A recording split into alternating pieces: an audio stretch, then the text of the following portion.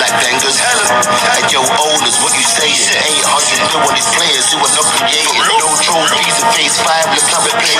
Ranieri did it with Leicester, what phase was they in? Liverpool just picked up a title. We told Slot to be humble, you're dismissing the rival. For that, you catch a bullet, dismiss with this rival. He's dead on the rival. Ain't shot, he can hardly breathe. Dying outside the Emirates from this armory. Hella real gunner shooting on the wing like I'm a reed. I'ma catch Mikel Arteta in an artery. I want him out. Mikel Arteta get him out. Super deeper Mick, I want him out. I can't stand this little prick, we need him out. We need him out. Fuck Mikel Arteta, get him out. Fuck super deeper Mick, we want him out. We can't stand this little prick, we want him out. Oh, boss, that game against Bournemouth was crazy. The last-minute goal, we went nuts. Though some people say every time we win a game, we celebrate like we won the league. We don't over-celebrate, do we, boss? Oh, no. No, Martin Odegaard. I don't think so.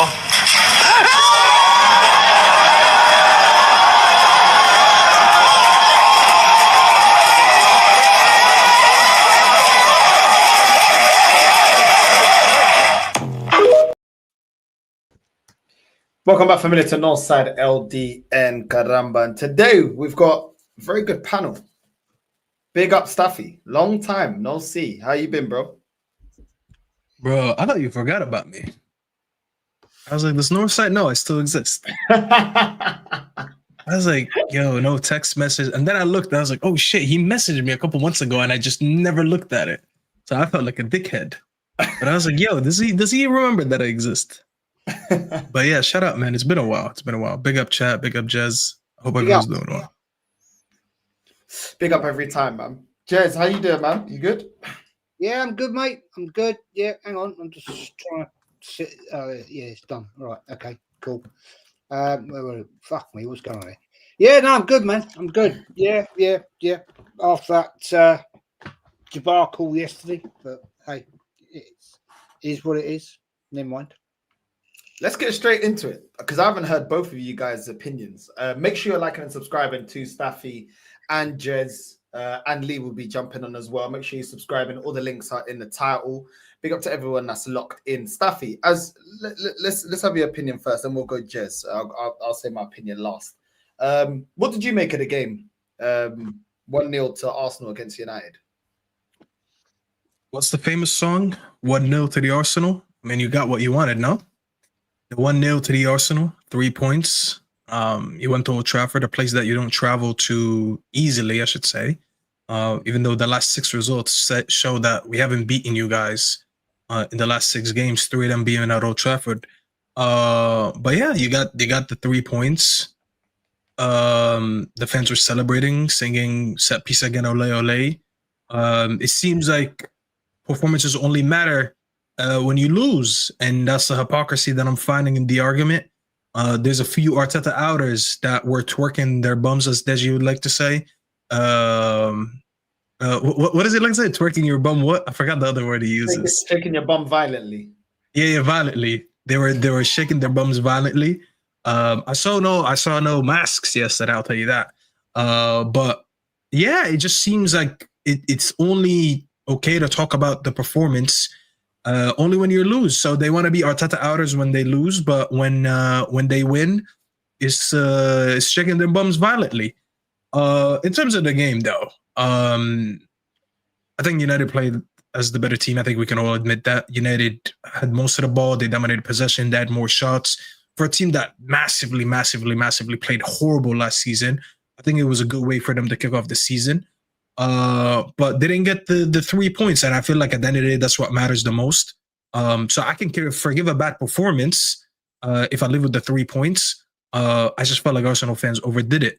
But yeah, man, I've been on this notion I don't think Arsenal are going to perform that well this season. I don't think your manager will actually use the new striker signing that you just made to his best ability. I don't think he's going to change the style of play to accommodate him. I saw a lot of set pieces again, a lot of long balls, it's a lot of wrestling versus actual playing football. Yeah, maybe you'll find yourself in a title race again, I shouldn't think there's a lot to enjoy right now with this Arteta ball. I do think maybe you can argue, I mean, not you guys, I know your stance, but maybe to the Arteta fan, you can argue that he's earned himself this season with the striker to prove that he can win the league. I get that. I just have no confidence. And fair, people can say I'm just a hater, I'm salty, whatever you want. At the end of the day, I'm just a football fan and I'm giving my observation. I don't think he's going to set you up to actually play good football this season and actually win a lot. I don't think that a lot has changed. And I do think Gyökeres will struggle with this manager because he treats him like he's Mitrovic and just, I don't know, expecting him to just be in the box as a big lump and just launch the ball to him. Where if you watch him as Sporting, I mean, obviously you're Portuguese, I'm sure you watch enough of him. He's more of a transitional striker, and I didn't see him being utilized at all yesterday. He looked like he was wearing the Timberlands that I have when I go to New York, and I didn't wear my Timberlands in a while, but he wore it yesterday. So yeah, man, 3 points, that's all that matters. You don't want to start the season with no 3 points, but if I'm an Arsenal fan, I'll be honest, and if I'm being honest only, because you know there's a lot of dishonest people in your fan base, I wouldn't be really happy. You can't be talking about, oh, the result is more important than performance on game week 1. It's game week 1. Game week 1. You can't tell me, oh, who cares about preseason? It's all about the first game of the week. And then you first play the first game and you don't look that good. And you're like, oh, only performances matter. You're not going to scam, bro. You're not going to scam 38 more games, bro. You're just not going to do that. Like it took let's be honest, I thought it was a free kick on the goalkeeper, but even if not, it took a mistake from a goalkeeper for you guys to score that goal. Other than that, it was a dead game for you guys. So I wouldn't be leaving with a lot of confidence. I do think you guys are going to struggle a little bit this season, and I don't think you will be in a proper title race again. But yeah, that's me enough waffling. I want to hear from you guys. No, I hear that. Jez, what's your thoughts? You agree with Staffy? I am. I don't know what I can say, really. I'll try and put this to you, right? What was Arteta said in his press conference? Keep digging and you'll find gold. Well, I'll tell you what we did yesterday. We dug and we found brass tacks. That's what we found. Because, yeah, it's first game of the season. I agree with Staffy on that. But it's the same boring Arteta. Right? You know, okay, we nicked it. We got out of there.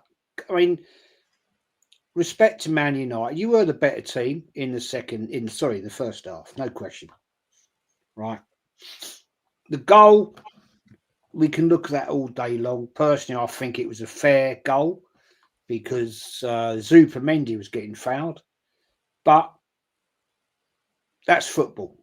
The thing is, right, going to Old Trafford is a very, very, very tough game. It has been for all the years I've been watching Arsenal. All the games I've been to Old Trafford, it's a tough day out. And yet what I find fascinating is there was, before the game, people calling it out that we're 5-0, this, that and the other. We've never won 5-0 at Old Trafford in history. In history, it's never happened. I mean, the last time we won 3-0 was December 1970. So, where did this come from, people? Now, yeah, we walk away 1-0, 3 points is a nice start. But, Staffy, you've just made a great statement. You can actually only bullshit for so long, right? And this manager is a bullshitter. He's done it time in, time out. Yeah, and we're going to get caught out this season. I'll tell you now. Now, I'm not going to sit here and criticise Gyökeres and all that because he got no service. Okay? Zupermendi's got to settle in. Gyökeres has got to settle in. But it's going to take time. Let's all remember. Let's not all gas it up, mate. Let's remember when Thierry Henry joined. It took him 3 months to settle into that team. And it was only when Arsene Wenger changed his position to the left wing, all of a sudden he became a different player. Now, do I trust Arteta with these new players? No, I don't. He's too arrogant. We've seen what he's done with ex-players in players that we had before. Aubameyang, proven goal scorer, golden boot winner. And what did he do to him? Disrespected him, banished him, abused him to the fact he'd gone out of the club. By the way, for nothing. There you go. But this is where we go at Arsenal. I am not taking any. I don't know. Let me rephrase that. I don't think the club should be taking any credit for that win yesterday. It's 3 points, 1-0. Yippee-doo, brilliant, fantastic. But let's be honest. If you analyse those tactics, it was the same shit we've been seeing for the last 2 years.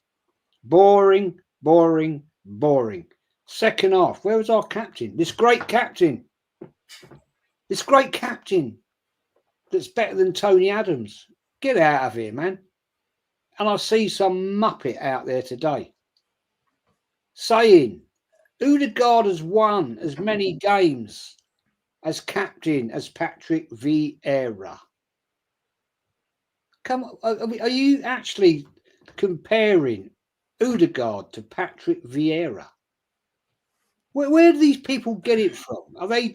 I'm sure, gentlemen, they just do it for views and likes because they talk absolute bollocks. There is no comparison between Patrick Vieira, right, and Odegaard and the once great Tony Adams. This captain ain't won nothing. What are we talking about here? And this is how clapped and thick, and I say the word thick, our fan base are. Because they'll make any excuse to make out this club is brilliant with this team. It's bollocks. Sorry, and I'll shut up there. No, I hear it. I was doing a show earlier on today about what I just wanted to see what the fan base are doing. So I got a couple of clips, seeing what they were saying around social media. And it was funny because Staffy said something I completely agree. Certain fans were saying we don't care about the performance against Man United, but then they went on to say, they said, we don't care about the performance against Man United. It's all about getting the 3 points. But then they went on to say, if we keep playing like this, we're going to drop points and we're going to get beat. So then is it about the performance or is it not about the performance? Because that both sentences don't make sense. No. And this is the overall picture that we're talking about. We have been taking our bad form from preseason when they told us, and Staffy was right. Our preseason form's been bad, and we've taken it into the first game of the season when they said, "Oh, we'll see something different." And it's just been poor. We've been opened up like we were opened up against Villarreal, like we were opened up against Tottenham, making defensive mistakes like we did against Tottenham, and it seems to just continue. I just think it's crazy. I mean, Staffy, look at the way your winger that you brought in was cooking. Look at Mbuemo's performance in comparison to Madueke's. Look at the way your manager, look at the way he's getting the best out of Cunha. We can't even get Gyökeres involved in the game. That is the difference. Look at the way that Dorgu hit the post. It's just completely different, bro. Do you know what I mean? Luke Shaw keeping Saka quiet. It's embarrassing. Both our fullbacks, when exposed, were getting cooked. Calafiori by Mbuemo. Amad Diallo as well cooking. Yeah, I'm saying I think Cunha cooked Ben White as well. Like our fullbacks are getting caught out. I don't think our defense is that great anymore. I think once upon a time our defense, we could count on our defense. Our defense has been getting opened up for a while now. It hasn't been looking as solid as it once was. This whole thing that our defense is great. I saw Robbie on Nave TV saying about how great our defense is. Where's the defense? You can't get run through your midfield like that and call it a great defense. Staffy, I don't know. You look at your team and the improvements of 2 players and the way that you're playing football. We've brought in, 5-6 players, and it looks like we can't even match you in terms of performance. Yeah, listen, I always speak about this, but I always get shut down for not being an Arsenal fan, as if I can't watch football with my 2 eyes. I mean, I guess I have to convert to an Arsenal fan every time I want to speak about Arsenal, then convert back to United the minute I'm done. And look at this Arsenal team. I do think you have decent players in there. I just think, I generally believe this manager is holding them back. I do think some of these signings will be good for the next manager because I'm convinced, like Khalas, to me, this is his last year. I think he'll be done after this year.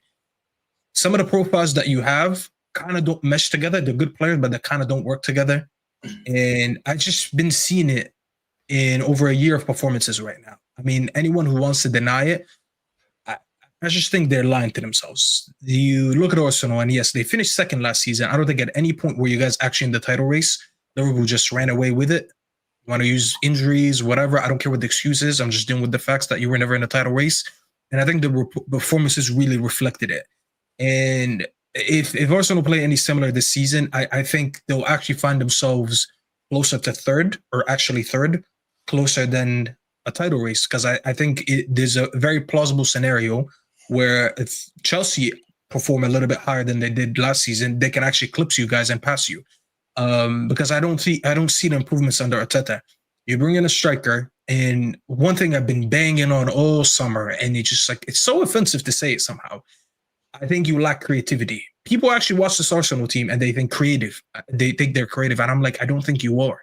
But Rice created this amount of chances. Well, Rice is an amazing corner taker. The guy actually, this is the second game we play, you guys, where you win because that guy generally whips the corner like he's David Beckham on our target, and our goalkeepers are absolute clowns that can't punch it out. That is a chance created, by the way. I'm talking about open play creation. There's no way you watch this Arsenal team and you feel like they create an abundance of chances for their strikers. That's why I actually had a different opinion last season. I said, you guys don't actually need a striker. You need a left winger. And the reason I said that's not because I think Havertz was amazing. It's because I thought you just don't even create anything from the left-hand side. I'd rather you become a little bit more balanced first between the right and the left. And then when you get a left winger who actually creates shit, then you'll be like, all right, now go get a striker. Because I do think you actually win a lot more games if you had a competent left winger. The issue I have with you guys, you don't create enough chances. I feel like when Odegaard, I think he's been underwhelming for a year, and I blame the manager more than him, but that's a different opinion to a lot of you guys. I think if you get him more of a creative player in that team, and a less creative duty on him, and more of him being who he is, which is a volleying passer, a good dribbler, someone who maintains possession, you'll actually see more chances created, and you'll focus less on Odegaard, and you'll focus less on Saka. Him being captain or not is not my opinion. That's up to you guys. You guys are the Arsenal fans. You know your player's characteristics a little bit more. They went and got Gyökeres, and they didn't sign him an Eze or didn't just sign him anyone who's a little bit more creative. So I look at that and I'm like, you know what? You sign Gyökeres, but you're not going to give him what is going to benefit him, which is creation of the left-hand side. So he's going to look like what you guys just said. He's going to be starving for chances. He's going to be living off scraps. And when you don't use him to what he's good at, which is transitioning, running in behind for defenders because no one's playing in the ball, Martinelli can't do that, Rice can't do that, you're going to see him do absolutely nothing. So people just don't want to focus on that. They just want to focus on the other things. Oh, give him time to do what? I mean, your manager's not really changing anything. So what am I waiting for? You know what I'm saying? Eze now, because your club is not in for him, he's now favoring a move to Spurs because we're waiting for Rodrygo. Okay, so what if Rodrygo doesn't come in? Would you rather go and get Eze, who I think would be a massive addition to you guys? I think he could play down that left-hand side. I do think he's creative. He will drift centrally. He will create for himself and for others. And he will feed someone like Gyökeres. Do you go get him or just wait for Rodrygo, who might reject a move to Arsenal after all this? There's no reason to think he's gonna even leave Madrid. So there's no guarantees. So I look at all that and just people don't want to see that. They just think time fixes everything, which is not true. I mean, you need time to implement something. I don't look at Arteta and think he's implementing anything that's going to improve what's going on right now. So I think because of him, a lot of players are going to struggle. You have decent players, you made good additions, but there's a reason why they're going to struggle. I think some players, as I said, Gyökeres is going to struggle. I think Madueke, if you play him down the left, he's going to struggle. I like Zubamendi. I really rate Zubamendi. I think he'll be fine. But I don't see a lot of improvements happening. I think the excuses for Odegaard is still going to be there. People making excuses for Saka always getting doubles are going to be there. You know why it's easy to double Saka? Because there's no one else to worry about. If you shut down Saka, you shut down Arsenal. It's been that. So what's the manager doing to change that? He's running out of ideas. He's running out of solutions. So yeah, I listen. I've never been an Arteta hater, but I think he's expired. It's overdue now. I think this is the season he's gonna fall down on. I think before I bring Jez in to the conversation, the thing is, Staffy, yeah, there's clear answers there for him. Last season, Skelly was creating a lot of opportunities from that left-hand side. If you see that Rice is doing nothing in the middle of the park, why not put Skelly in the midfield?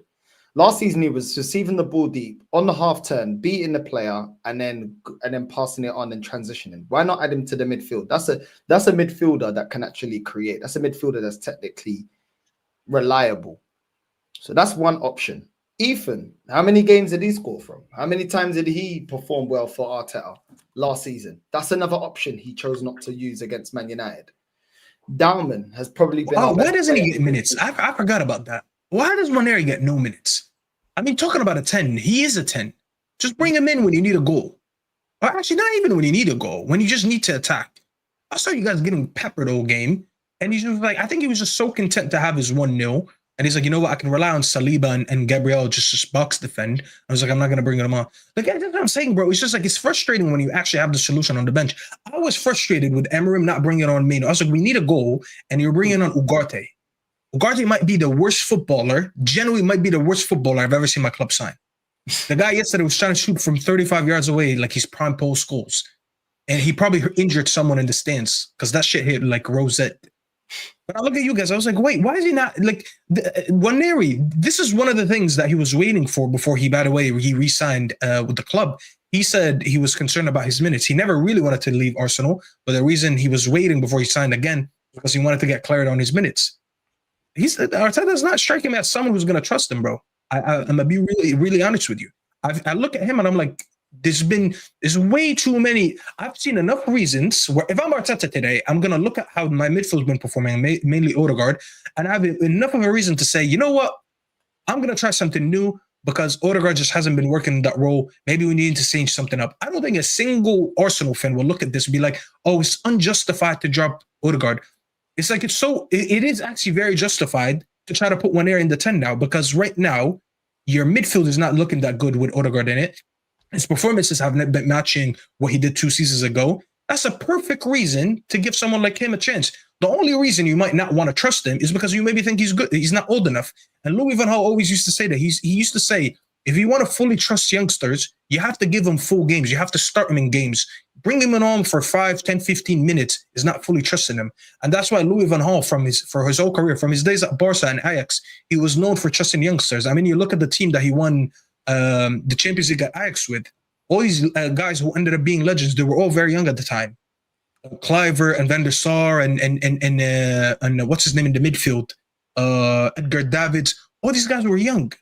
All the Daley Blind's father. All these guys were young. That was one of the youngest teams to win a Champions League. Louis van Gaal said this 20, 30 years ago.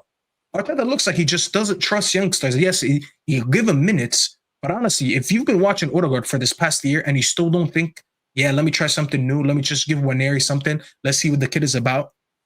Then I don't know what to tell you. But it's not looking good. Bro, it's crazy. It's crazy, man.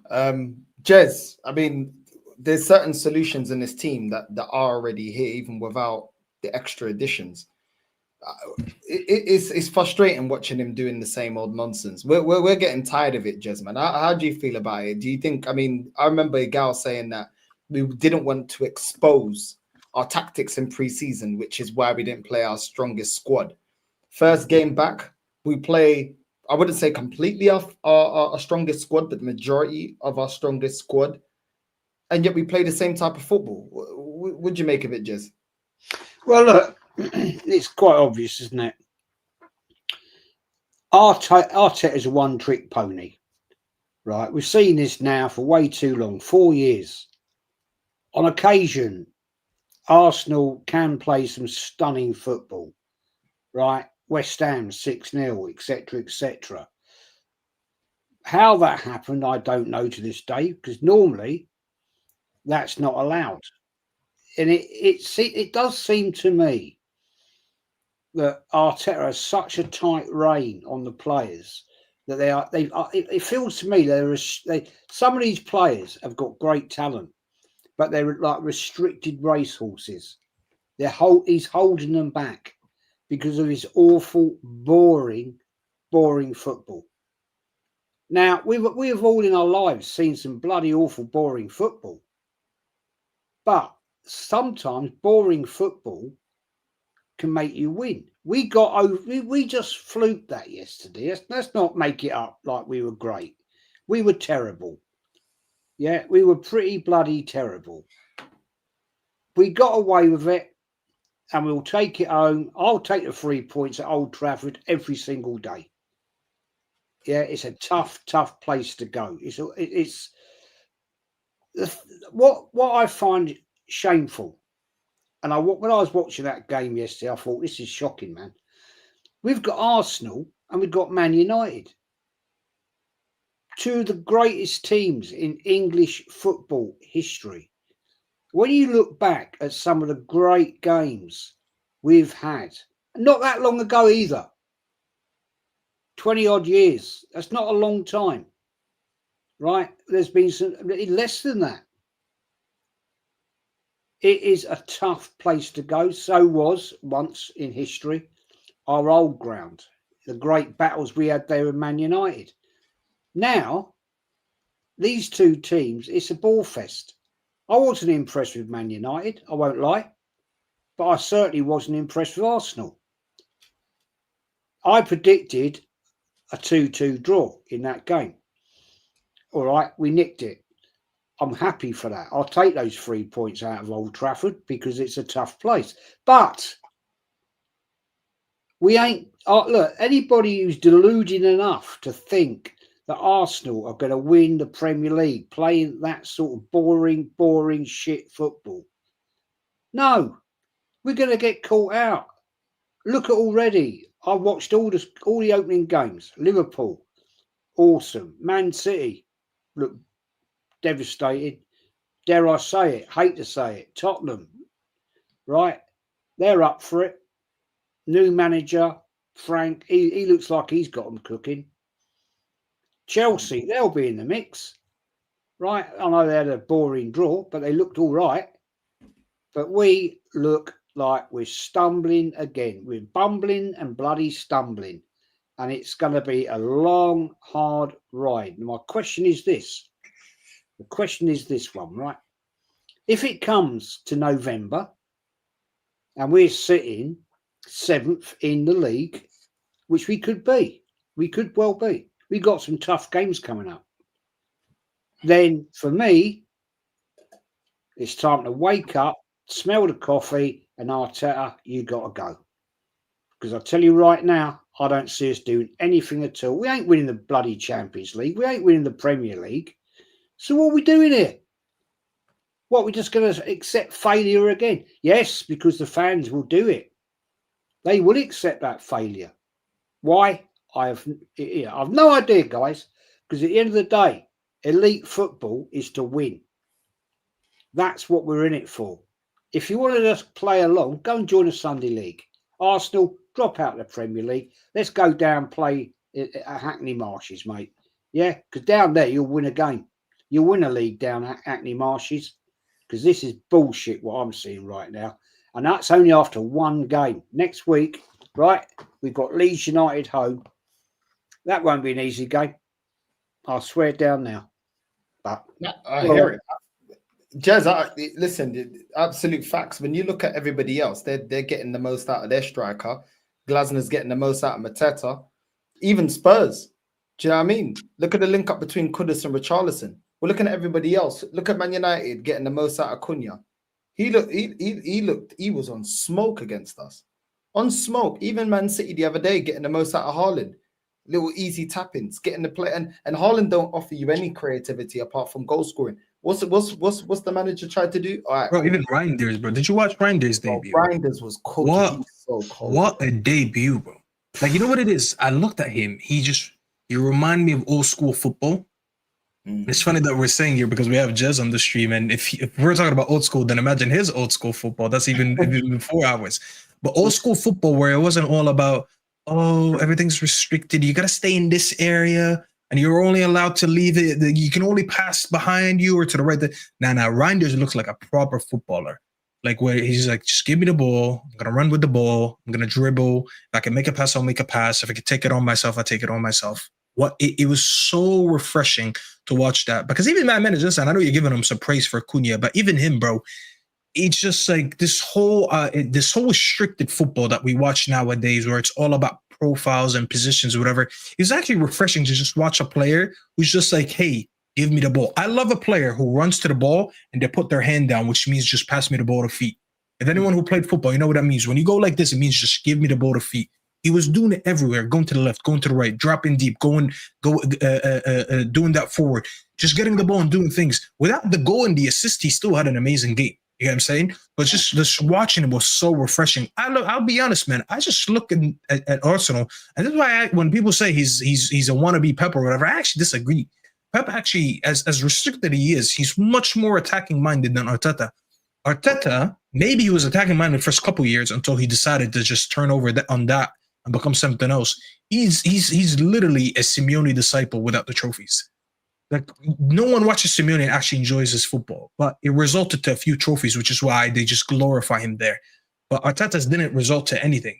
But you watch him, bro. Oh my God, bro. I just watch your football, and I don't know how Arsenal fans can actually, the way they talk about it, bro, is like you're playing prime Barca football, and it really isn't. It's just generally becomes anti-football at some point.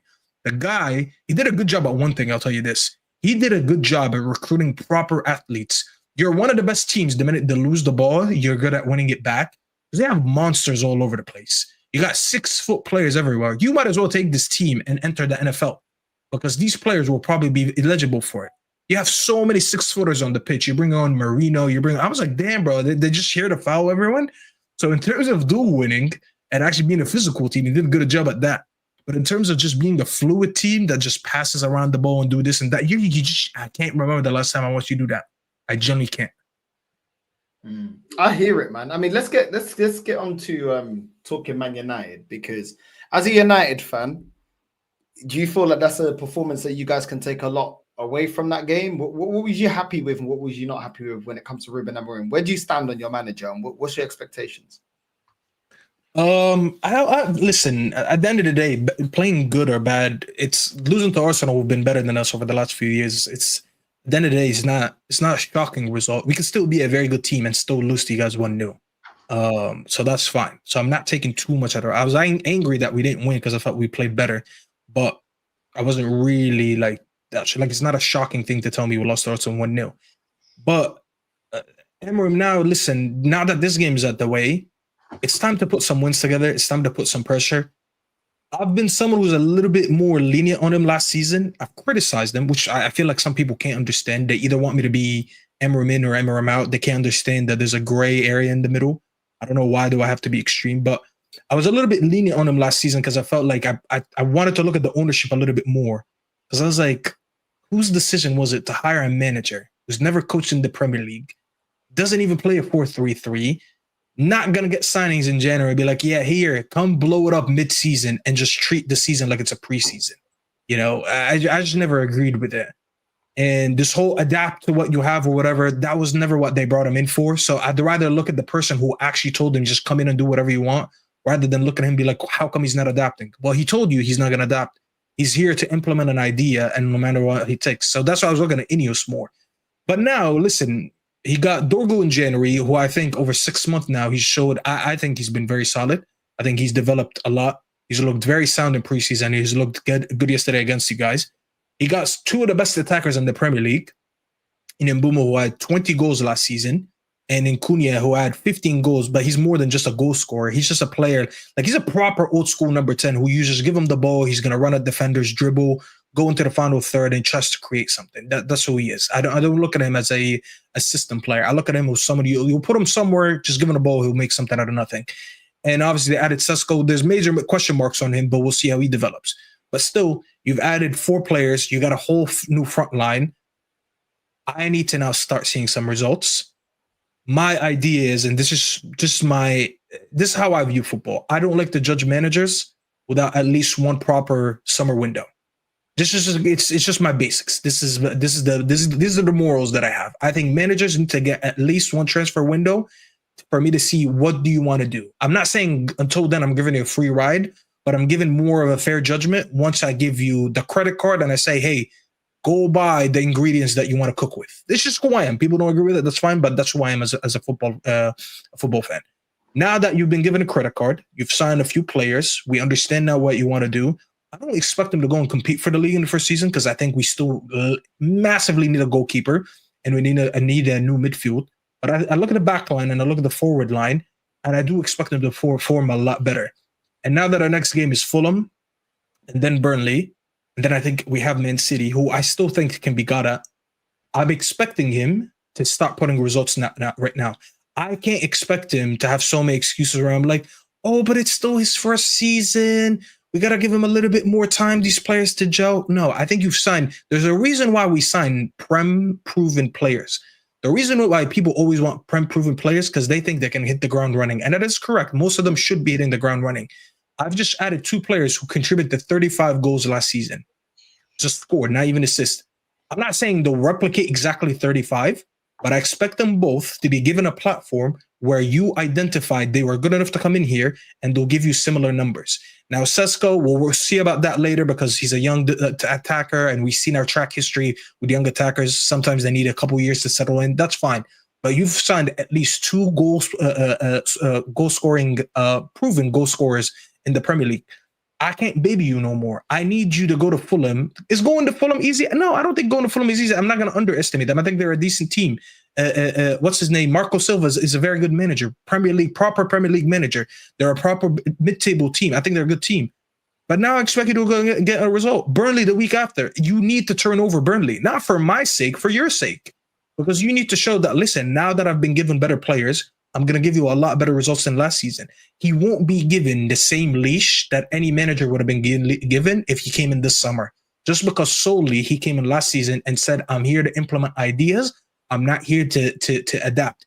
He said, actually, because he's been here since November, he said this in the summer. He said, what we did in 6 months would have took us a whole year if I would have came in the summer. So that's him admitting that, yes, we did fail last season, but it was for the greater cause, and the greater cause was being ahead of schedule going to next season.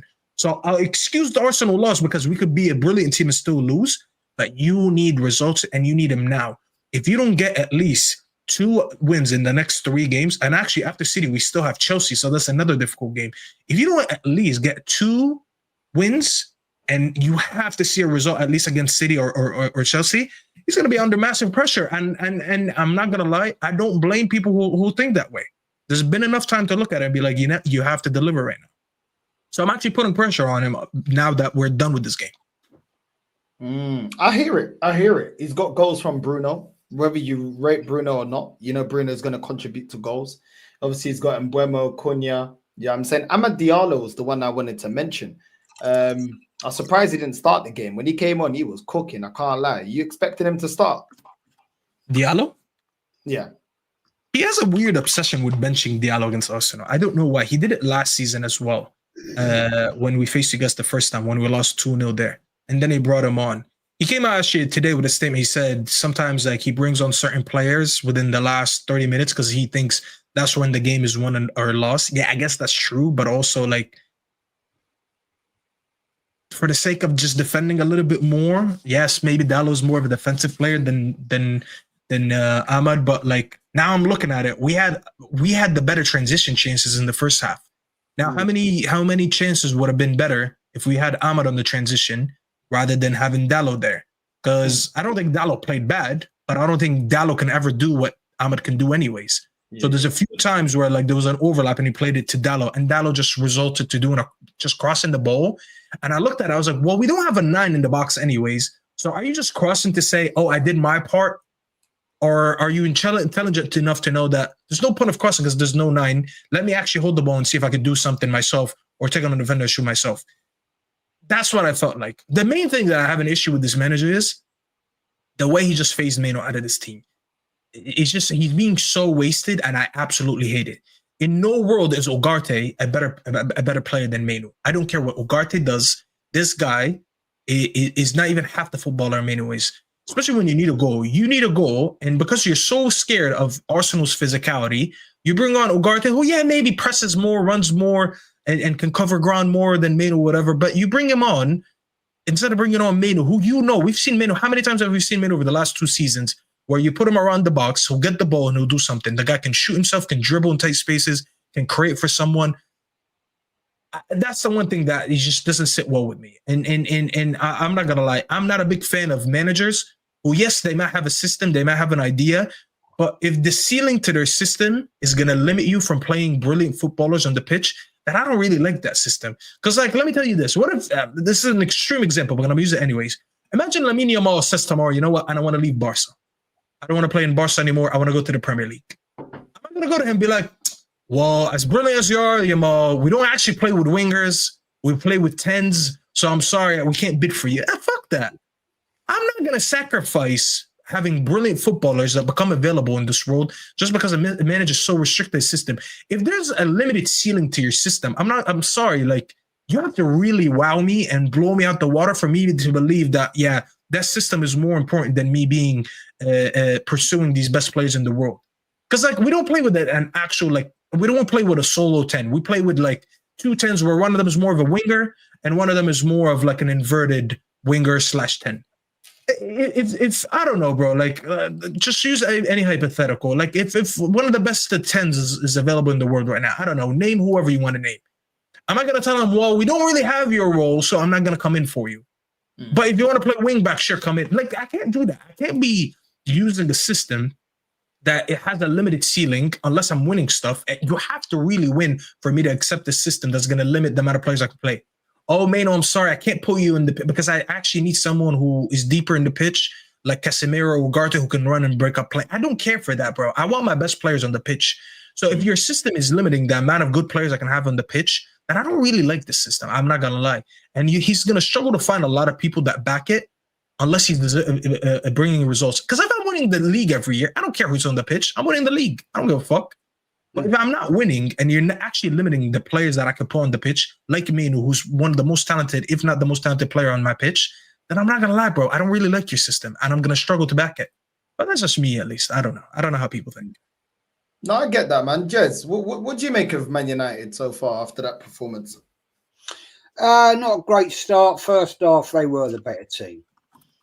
Let's be honest. They were pushing Arsenal. One corner and scoring a goal doesn't make the game, in my opinion. Now, people are going to say, that's a stupid statement. You won the game from that goal. Okay, but then you have to look at the bigger picture. We were not good in midfield. We were getting overrun, and this happens way too often. I think, let's be fair, if it hadn't been for our goalkeeper, who, again, in my opinion, got Arsenal, I'm talking about, player of the match. And look, how many times have you heard me say over the years, Raya or Ramsdale got man of the match? Because the goalkeeper kept us in the game. There was occasions there where Man United really, let's be honest, should have scored. We haven't talked about the situation where Man United, in reality, should have had a penalty. Let's be honest. It should have been a penalty. I mean, I'll always be honest and fair. To me, that was a clear bang-on penalty. But it wasn't given. I don't know. I can't remember. Did VAR look at it? I can't remember. But today, the pundits are saying it's a penalty. It's a penalty. I agree. I think it was a penalty, if you want my honest opinion. But we move on. It's too late now.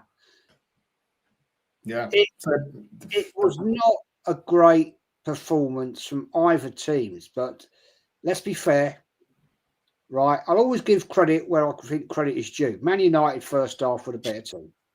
No question about that. We got it. We got that corner. We got the goal. Great corner. You can't knock it. Great corner. But we had to rely, again, people, on a set piece. Now, I'm sorry, you don't win leagues from set pieces. Don't happen. It don't happen. Right.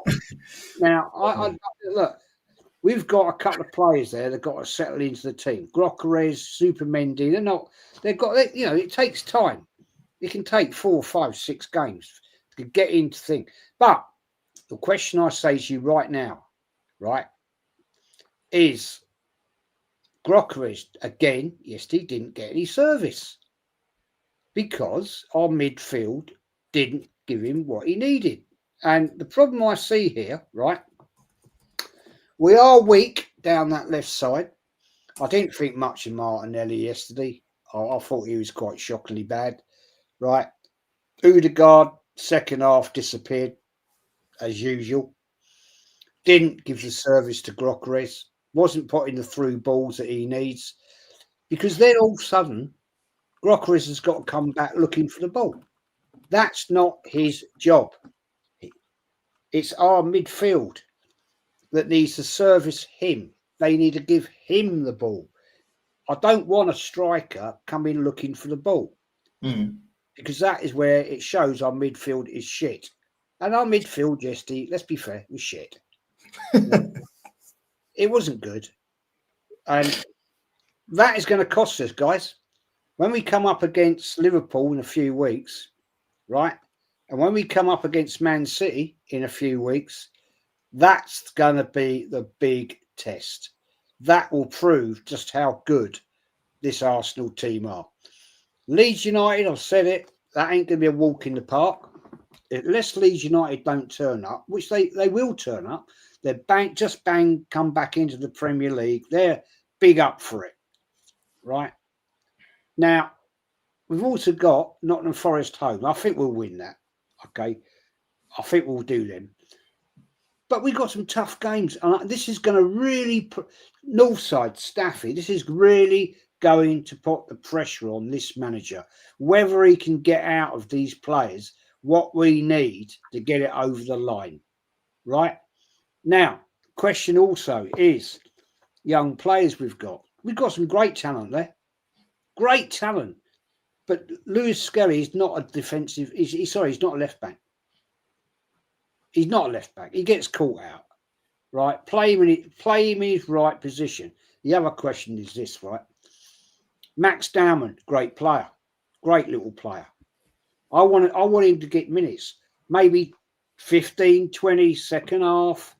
I'm not saying maybe start him, but give him the time. Give him the credit. Let him play. Let him flow. He's a massive, massive talent to this team. Enweri, another one. I would have started him. I'll tell you what, I would have started him yesterday. I'll tell you why. I would have started him over Saka. I thought Saka was shit. I thought he was terrible yesterday. Awful. Did you not, guys? Come on, let's be honest about it, right? Yeah, I call a spade, right? At the end of the day, he was jumping out of tackles. And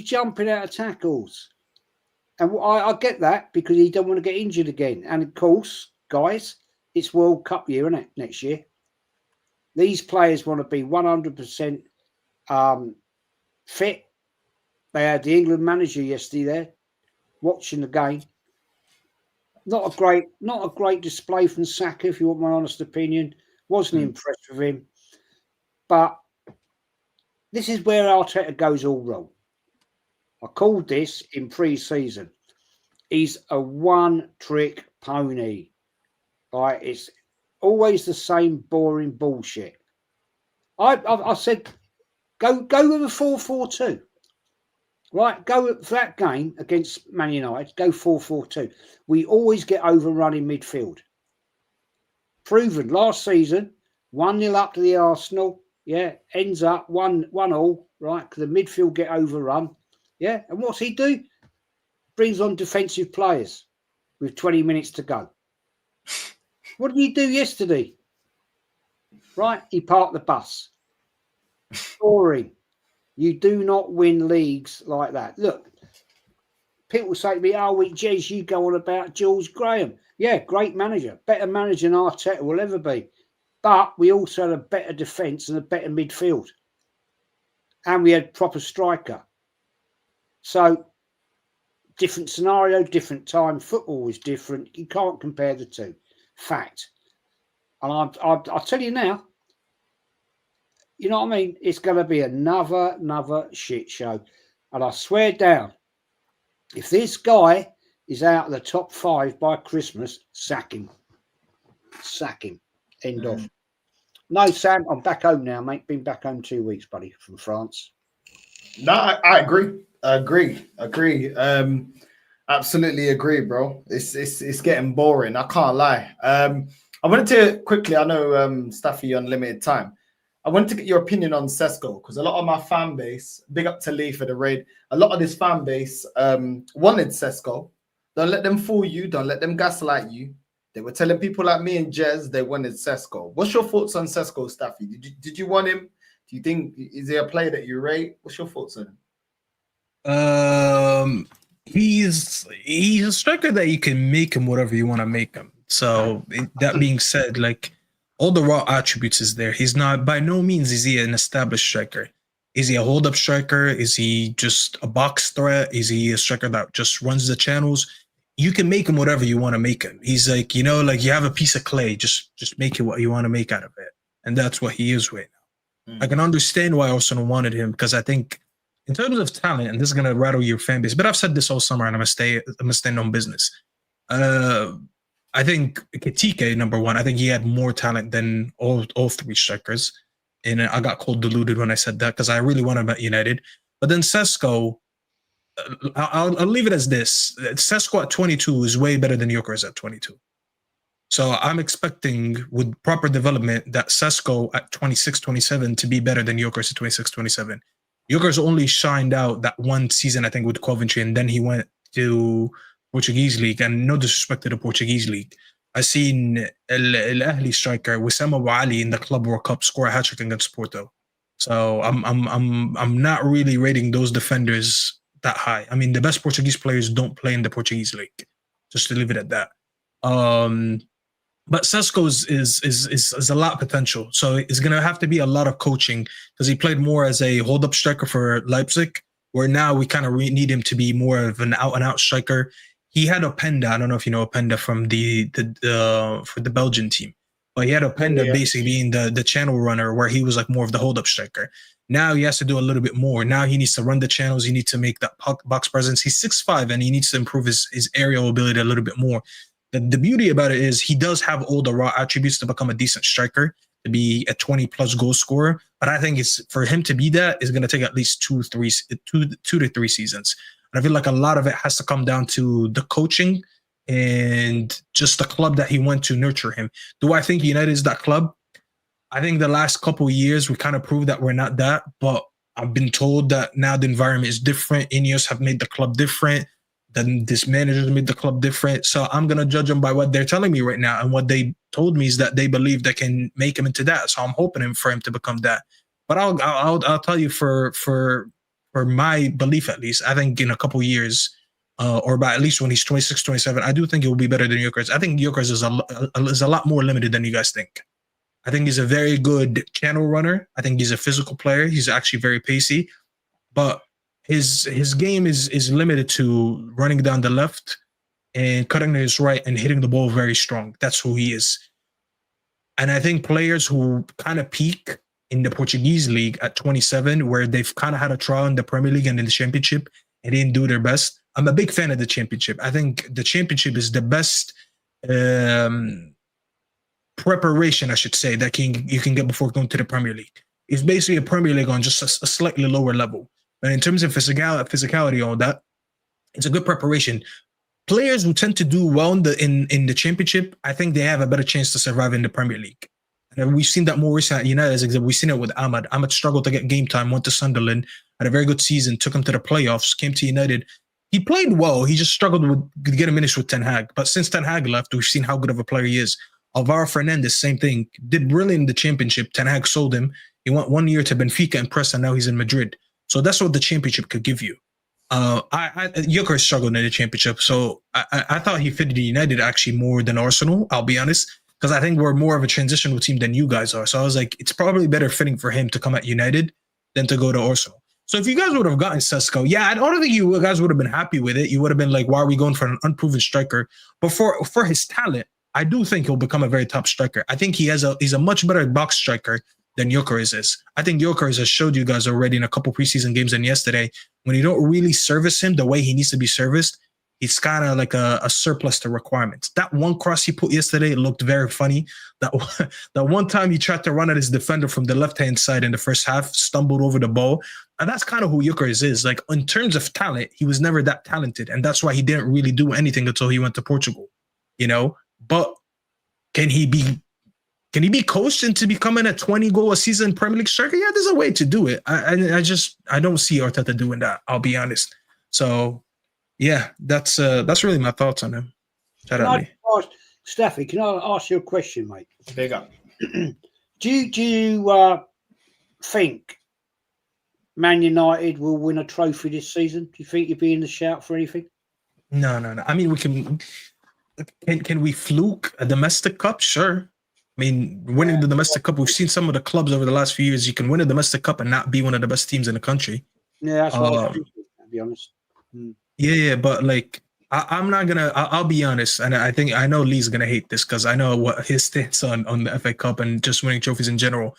I'm not gonna judge our growth this season as a team just by winning an FA Cup or a League Cup because I've seen us been absolute shit over the last couple of years, and we won an FA Cup and the League Cup.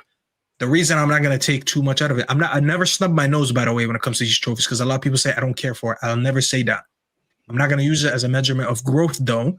Because I've seen Ten Hag win it, and then we went to finish 8th. I've seen him win a Carabao Cup, and then he ended up getting sacked 2 seasons later anyways. So I've seen managers who actually don't get us nowhere near competing for the league get me a few trophies.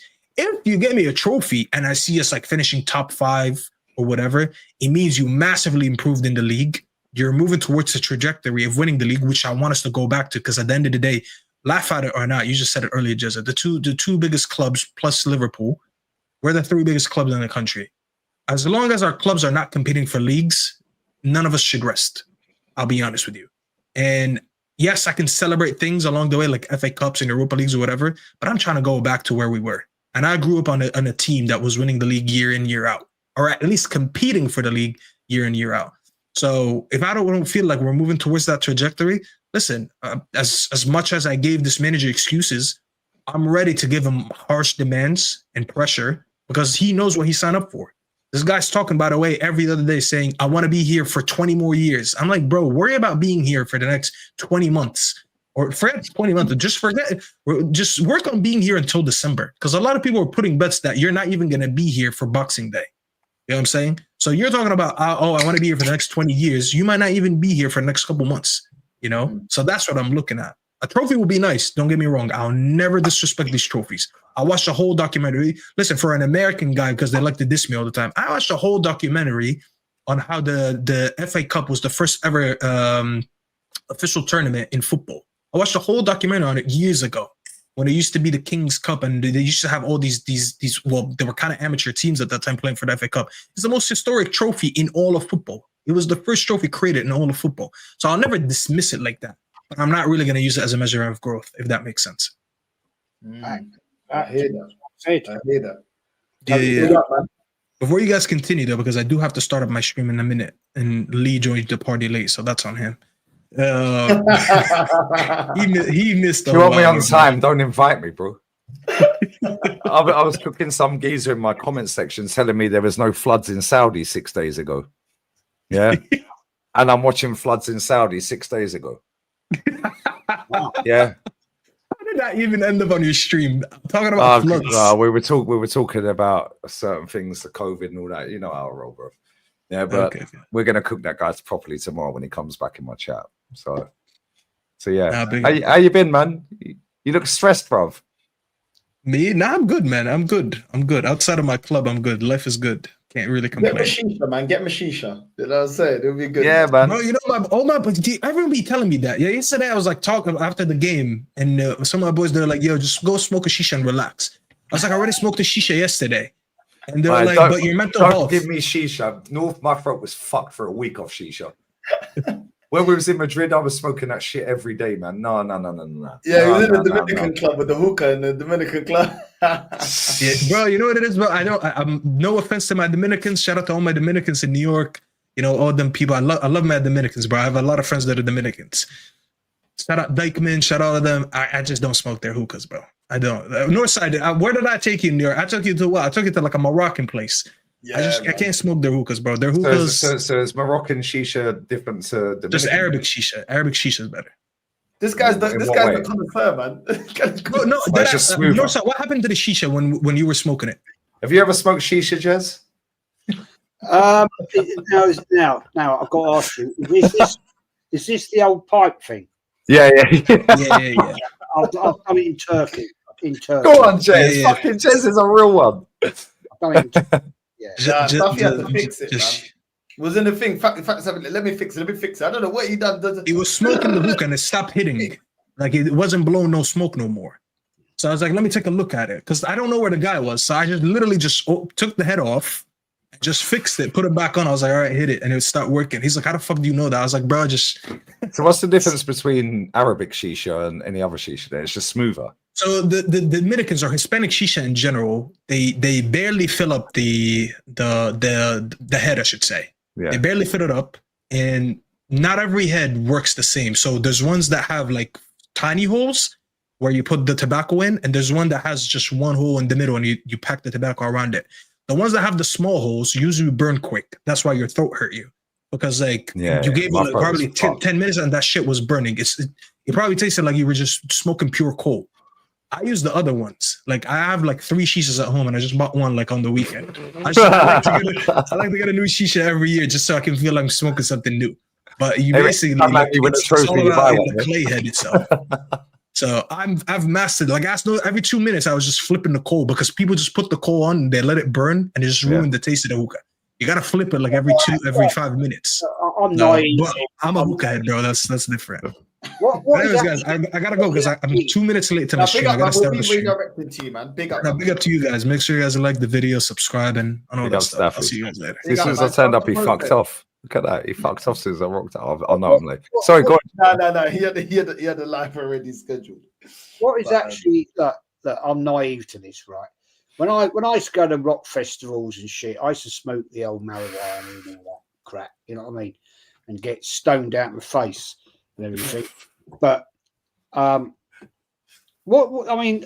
tried it with some mates. We went on a golfing holiday 10, 12 years ago. We went into Turkey. Great holiday, fantastic, brilliant.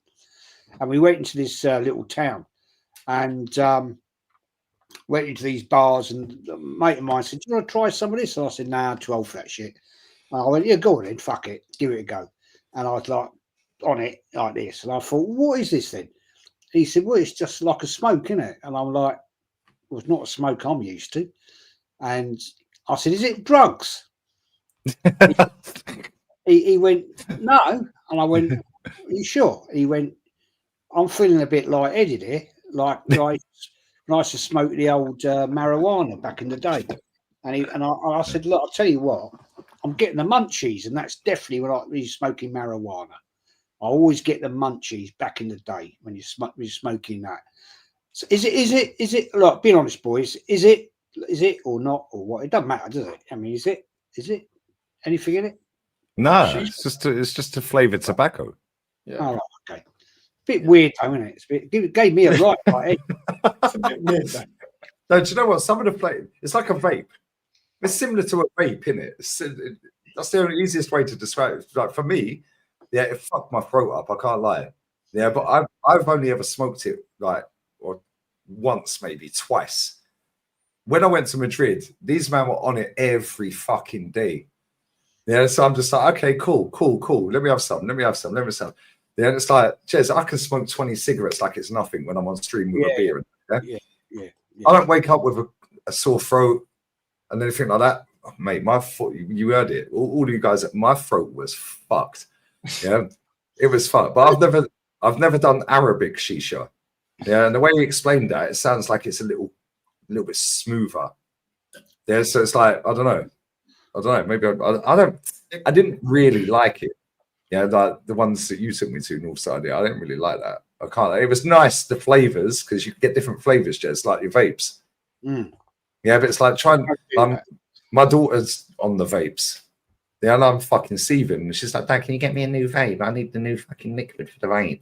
Yeah, so I go and buy one. 2 days later, Dad, I don't like this one. Can we get a new one?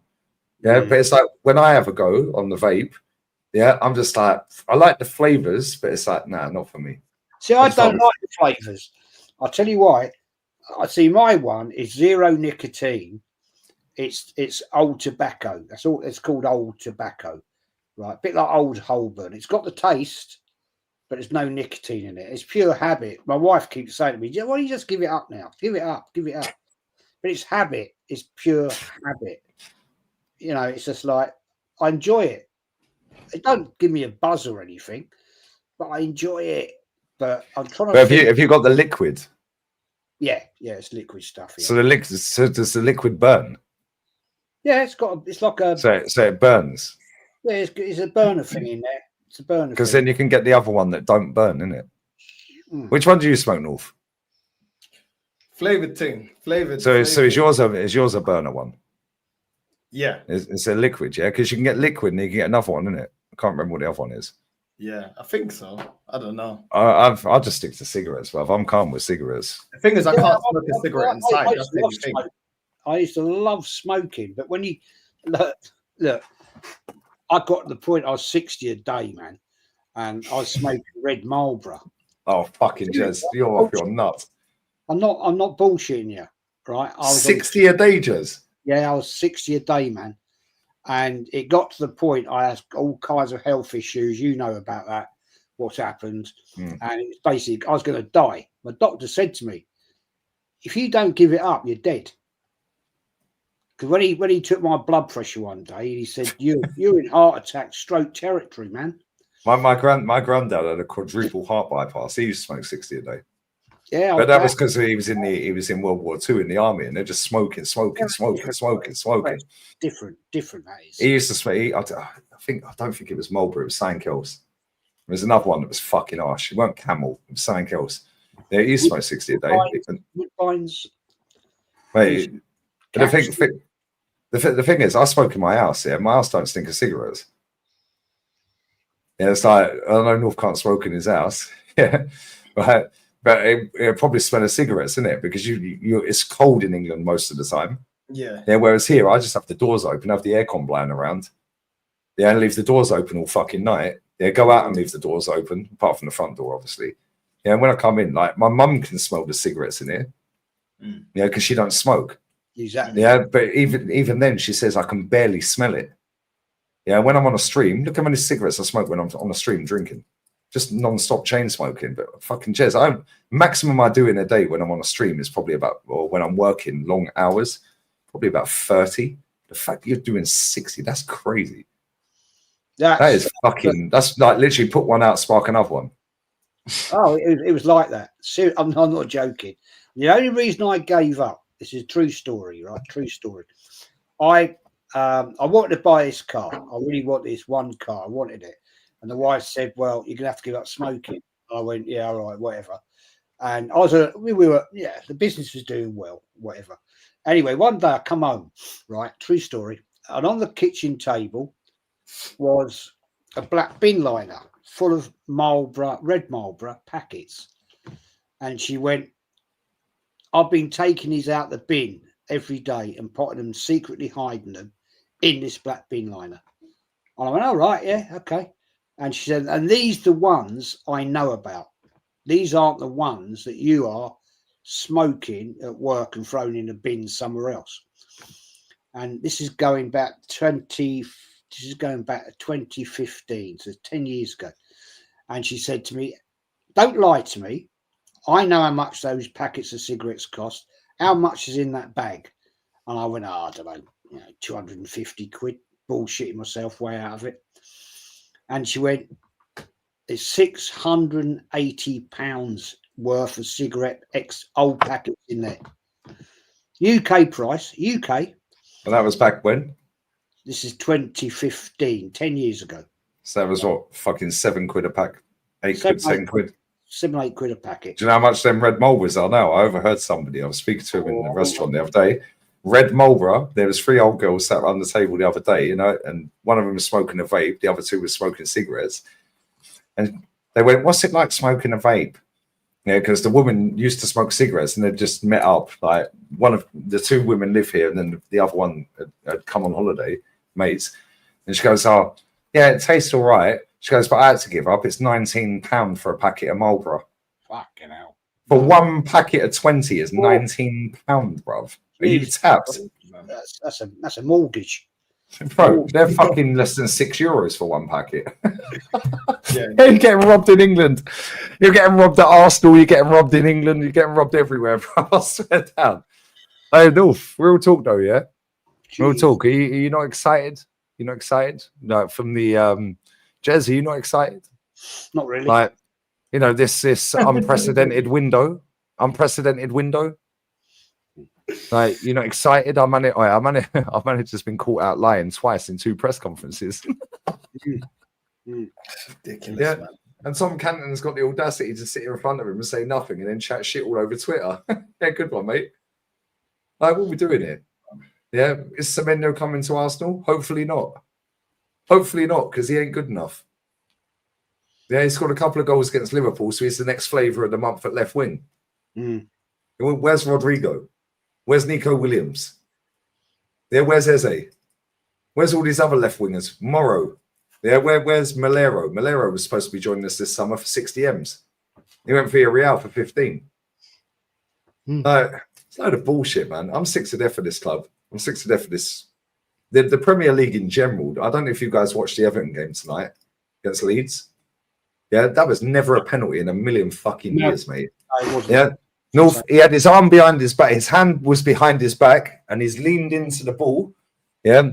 So he's leaned into the ball, but his hand's behind his back. Literally, he was touching his ass with the back of his hand. Yeah. The ball hits him here. He's leaning into it as he's going down. Yeah, penalty. They VAR'd it, penalty. Like, the game's gone, mate. But do you know what it is? Yeah, I've said this so many times. Friday night football was Liverpool. First game of the season. Man did basketball for Bournemouth, the centre-back, whoever he was playing. He flipped the ball away from Ekitike as he was going clean through. No red card. Yeah. That causes drama. That, I'll tell you for why. I called, as soon as I saw that, I said, that's a red card. Because he, right, in the letter of the law, right, if you want to go and look at it, people, go and have a look at it, right? If a player deflects the flight of the ball with his arm up to the shoulder, that is a instant red card. Deliberately, if he does it deliberately, yeah? Yeah, exactly. And he did it, it was deliberate. He swiped the ball. It was like he was playing basketball. You can see the ball deflected off. Right? He literally, Ekitike, North, did you see it? That's a red card. The Liverpool, yeah, he was clean through Ekitike. If he didn't put his arm out, he was gone. Yeah, he's clean through. Red card. 5, 6, 7 minutes into the game, man swiped the ball. How can you do that and not see it? I saw it straight away. Now, maybe I've got eagle eyes, which I haven't. Got to wear glasses, but the fact remains, right? I saw that clean, direct bang. He deflected the flight of the ball. Therefore, it's a red card. And you're an ex-ref. Unless they've changed all the fucking laws, Jez, it's a red card. Tonight, Mike Tarkovsky's got his arm literally behind his fucking back. He dives in like this, to try and fucking hit the ball. The ball hits him here. And they go, penalty. Did they even check it? Did he even go to the monitor? No, he never went to the monitor. They told him in the earpiece, penalty, he gave it. Then he went pen, but he was pointing to his ear thing, and then he gave pen. Then it was a 3 or 4 minute fucking drama. But why? Because it's Monday night football. Friday night football, drama, handball, 5, 6, 7 minutes in. No, now more eyes on it. Oh my God, Liverpool should have had a red card. Bournemouth should have had a red card. Now it gets more eyes on the Prem. Yeah, look at the Eze decision against Chelsea. That was never a fucking foul. It was never a foul. Yeah, then tonight, that was never a penalty. Never in a million years a penalty, bro. There's been about 10, 11 decisions this weekend that are a complete load of bollocks. Why? Because they have to cause all the drama to keep the eyes on it and get more new eyes on it. Then you can all have the debate. I tweeted Flowers. I said, you're going to do a whole week's campaign, that Everton were robbed, and put Howard Webb's face in the thumbnails. You want consistency, right? Cool. We'll call that out then. Call out the one against Liverpool the other night. After we beat them, his title was Arsenal Defensive Masterclass. What about, hold on, robbed Man United because Saliba wiped out Cunha? Yeah, that was a straight pen. Fact. But I'm being told people are sitting there all over the internet saying that Cunha initiated contacts. He was trying to do a back heel, so he planted his foot on Saliba's. Saliba was falling backwards, like you just chopped a tree down. Timber, and he was going backwards, and then his foot's coming round. Bro, he was never getting the ball because Cunha's foot was there, and he clipped him. It's a pen. The goal that we scored. Let's be real with it. Yeah, let's just be fucking real with it. We got mad lucky with that because that could have been a free kick. Yeah. And then the narrative out of that game is, oh, but we've played really well against Man United and we've lost. Yeah, I'd rather play shit and win. Okay, cool. That's fantastic. We've seen, all of us have seen George Graham era. We've all seen us play shit football. But guess what? We won at the end of it. Yeah, we've all seen Arsene Wenger play great football and win. We've all seen him play great football and get banged. Yeah, which one do we prefer? Oh, winning. We don't care what it looks like if it results in something. Yeah, the problem is when people are saying it's only one game. Oh, it's only one game. Why are you moaning? Why are you moaning? No, it's not one game. We did this last season and the season before. Yeah, it's 2 seasons plus 1 game. Yeah, set piece. Yeah, goalkeeper had a stinker. Well, he conceded twice off a fucking corner before. He nearly conceded for a 3rd time off the corner. Calafiori just tapped it in. Yeah, then Raya's the goalkeeper. He gets man of the match again. Yeah. So our goalkeeper's man of the match. Yeah. Calafiori, our defender, scores. Gabriel was the 2nd best player on the pitch, defender. None of our attackers did fuck all. But it's only one game. We beat a tough team away. Oh, hold on. Everyone bangs them at Old Trafford. Oh, but we don't. Yeah, we don't. I've seen us bang them off the pitch and lose 1-0 with 1 shot. Cool. They're shits, bruv. Yeah, their manager, Ruben Amorim, has set a new record in the Premier League for the first managers to hit 15 losses, the quickest to hit 15 losses, yeah, for a manager that's not in a newly promoted team. Big Manny, first to 15 losses. First manager ever. Bro, he should be sacked. Burnley would have sacked him if that happened. He needs his pieces. He needs his pieces. We're the prime promoters of he needs his pieces. You can only judge him when he gets his pieces. I don't know, man. I just feel like we just look so disjointed. I don't even think we're a great defensive team anymore. You're talking about the way we've been playing the last couple of seasons. Look at the way we played in preseason. We've just continued with the same old nonsense in preseason. Our fullbacks were getting cooked. Kudus and Pepe were flipping cooking us on the left-hand side. We get cooked again. Amad Diallo leaving our fullbacks on their ass. You know what I mean? Ben White getting cooked by Cunha. We was absolutely getting cooked the whole game. I don't see anything. Like, I don't see any of the attributes that we had when we were 8 points clear. Why is it that we can't attack properly? Like, we could do it a couple of years ago. And now all of a sudden, we went from being a very one-sided attacking team to a team that we don't even know what the attack is anymore. We don't play to Saka's strength. We don't play to Gyokere's strength. We don't bring the left winger into the game. The whole Madueke is going to link up with Gyokere's nonsense. Where's that gone? Because they were gassing it in preseason. Yeah, but look at the way Madueke is linking up with Gyökeres. Where was the link up? Actually, the manager Arteta came out in the press conference saying, oh, Gyökeres, our final ball to Gyökeres wasn't good enough. Then why was he your first sub? Because clearly then he wasn't the problem in your eyes. It was the midfielders and the wingers. So why are you taking him off? And the players that's supposed to be linking up with Gyökeres, you bring Gyökeres off to then bring Madueke on. So where's the link up? Yeah, you bring 29 on. Yeah, Ethan and Trossard are sat on the bench. Max Dalman couldn't even get in the squad, even though he was our best player in pre-season. Yeah, and can play. He's allowed to play, guys. Yeah. Yeah. Saka ducking out of tackles left, right, and centre. Got locked up by fat Luke Shaw. Like, Luke Shaw had the easiest game of his life. Yeah, like, real talk, Saka did fuck all, bro. Yeah, and I'm so glad Kenny called that out. Now, I'm so glad because every time I say it, racismo. Well, Kenny, yeah, cool. Kenny's Nigerian as well, bruv.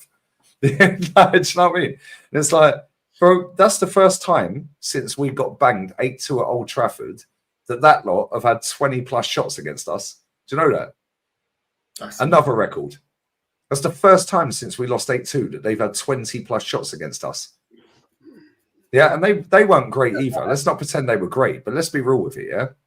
The way they opened us up, yeah, if they had Gyökeres on their team, they would have won that game. Because the way they were finding Mbeumo, the way they were finding what's his name, Mason Mount, yeah, the way they were getting down the wings with Diallo, bro, if they had Gyökeres on their team, they would have won that game.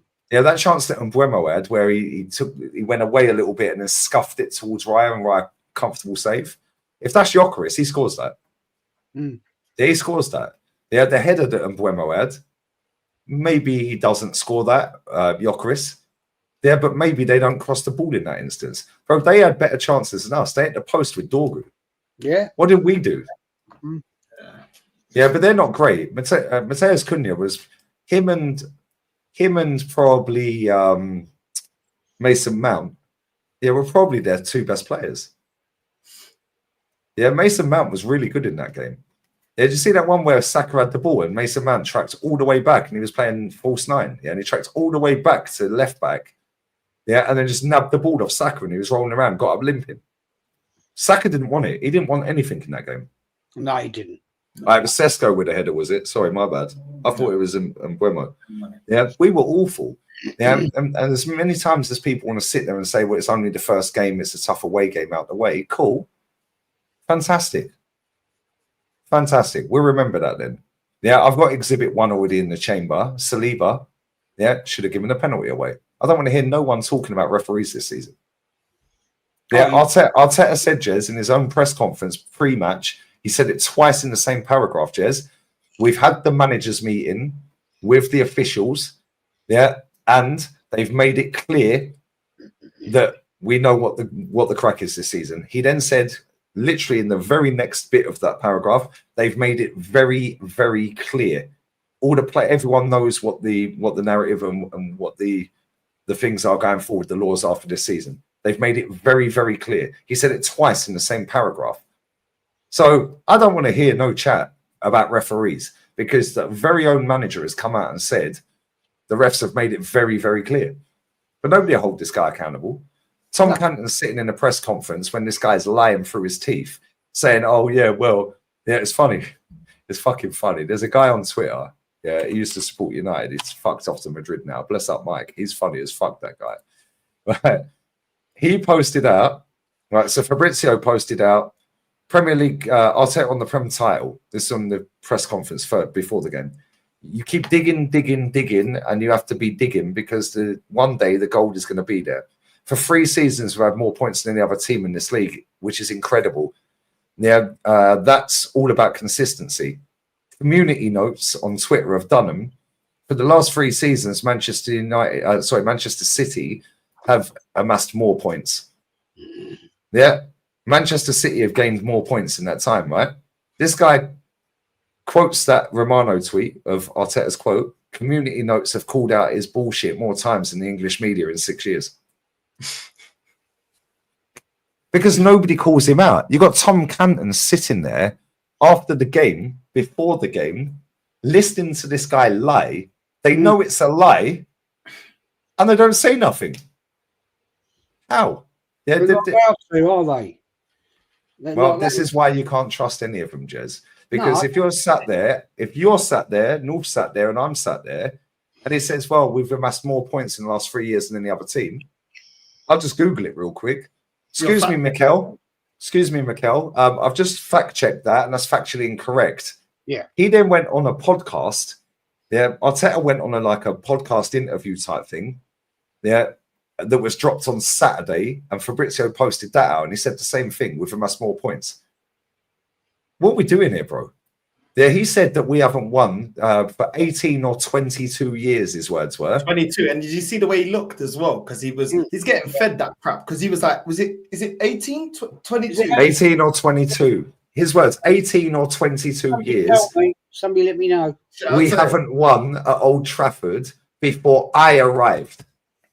Cool. Well, So you've been here 6 years. So add that to 22, mate. That's 27, 28, 27 and a half, 28. So it's at least 24 and a half to 27 and a half. How many times have we won at Old Trafford? Yeah, in the last 27 and a half years in the league. Well, we won the fucking league there in 02. Yeah. 02 or 3, yeah. Yeah, didn't we win there in fucking 97 or 98 or whatever? This guy's full of shit. 98, yeah. But these people sit there with their fucking computer. It's just a jolly up for Canton and Semenyo and James Benge and that dick that bought the balloon and the card and the poem. Oh, that was so gay, man. That was so gay. Yeah, but you know what? He was already clued up on that because he finished the sentence, so he already knew. He already knew that was going to happen. Same when. Do you remember when Jez? I think both of you were on that stream when Matty was on it, and it was the same guy that turned up with the balloon. When Mikel Arteta, and then all of a sudden he's walking out with Win the dog and his son at the training ground. Do you remember? Yeah. That was the same fucking guy that took the balloon there. Jeez. Same guy. Sky Sports are a disgrace. They're calling fans, fanalists, not panelists, fanalists. Oh, fanalists. Oh. They're fanalists. Oh, we have fanalist KG from Manchester United on today. Fanalist. That's right, isn't it? Yeah, the whole thing's a scam.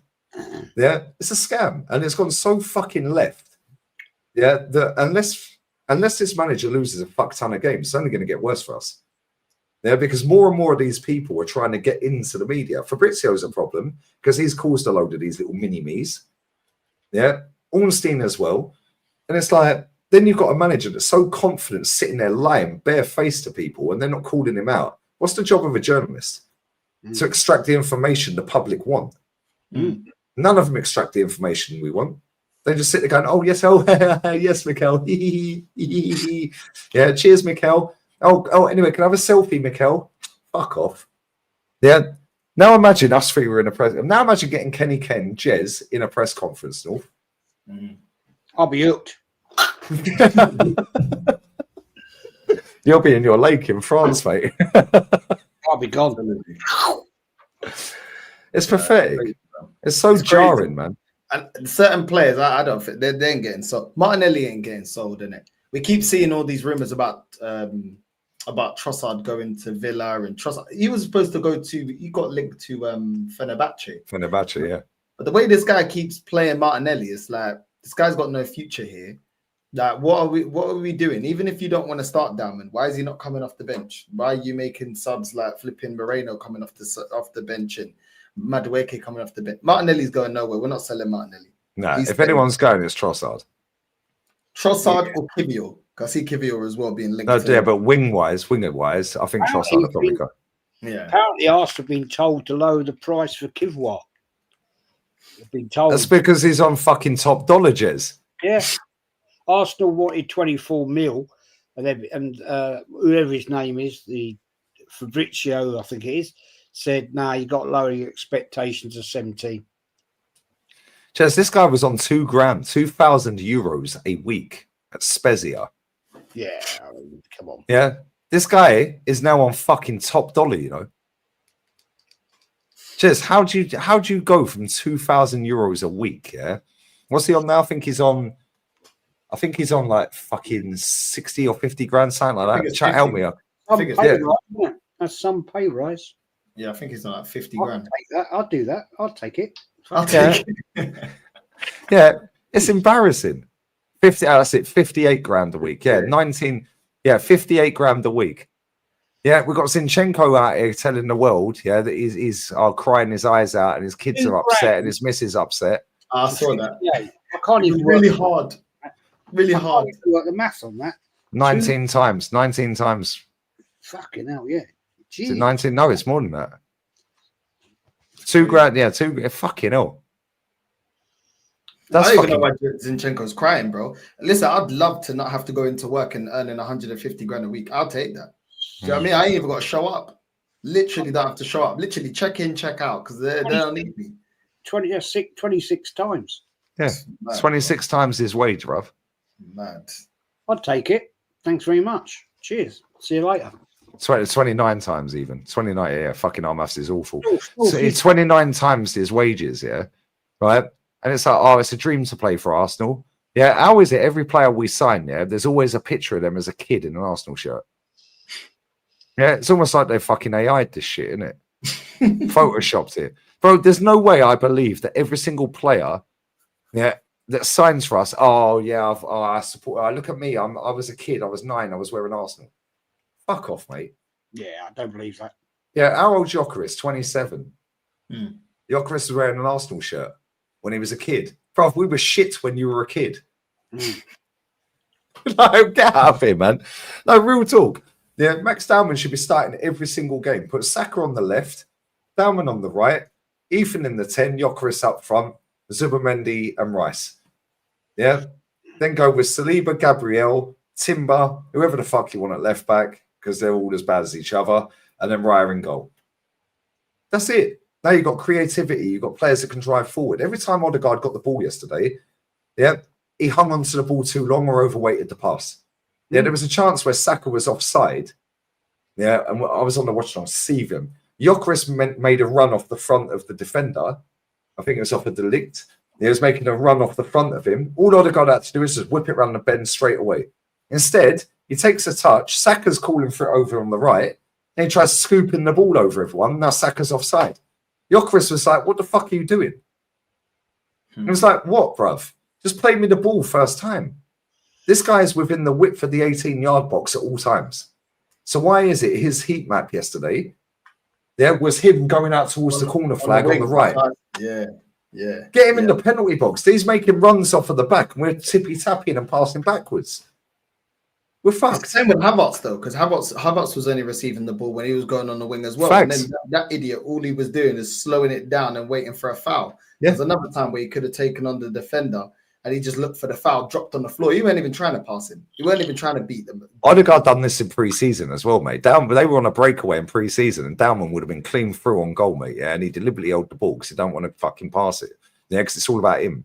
Yeah, Ozil definitely makes that pass, and it would have been an assist for Gyökeres. Yeah, if Man United had Gyökeres yesterday, they would have won that game 3-1. What do you reckon about that Rangers? Reindeers. I mean, he looks pretty naughty, doesn't he? For 45 million, Jez. Cost the same as Fabio Vieira. Cost more than Madueke. Less than Madueke. I watched that game, mate, and he looks pretty naughty. Mate, they bought Cherky and Reinders for less than Declan Rice.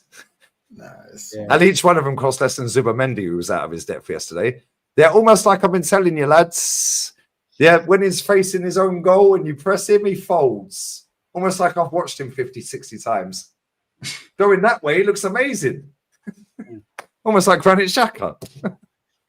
Yeah, that Reinders is decent, though. He had a good game for Sunderland, let's be honest. He got man of the match. Yeah, he got me. Come on.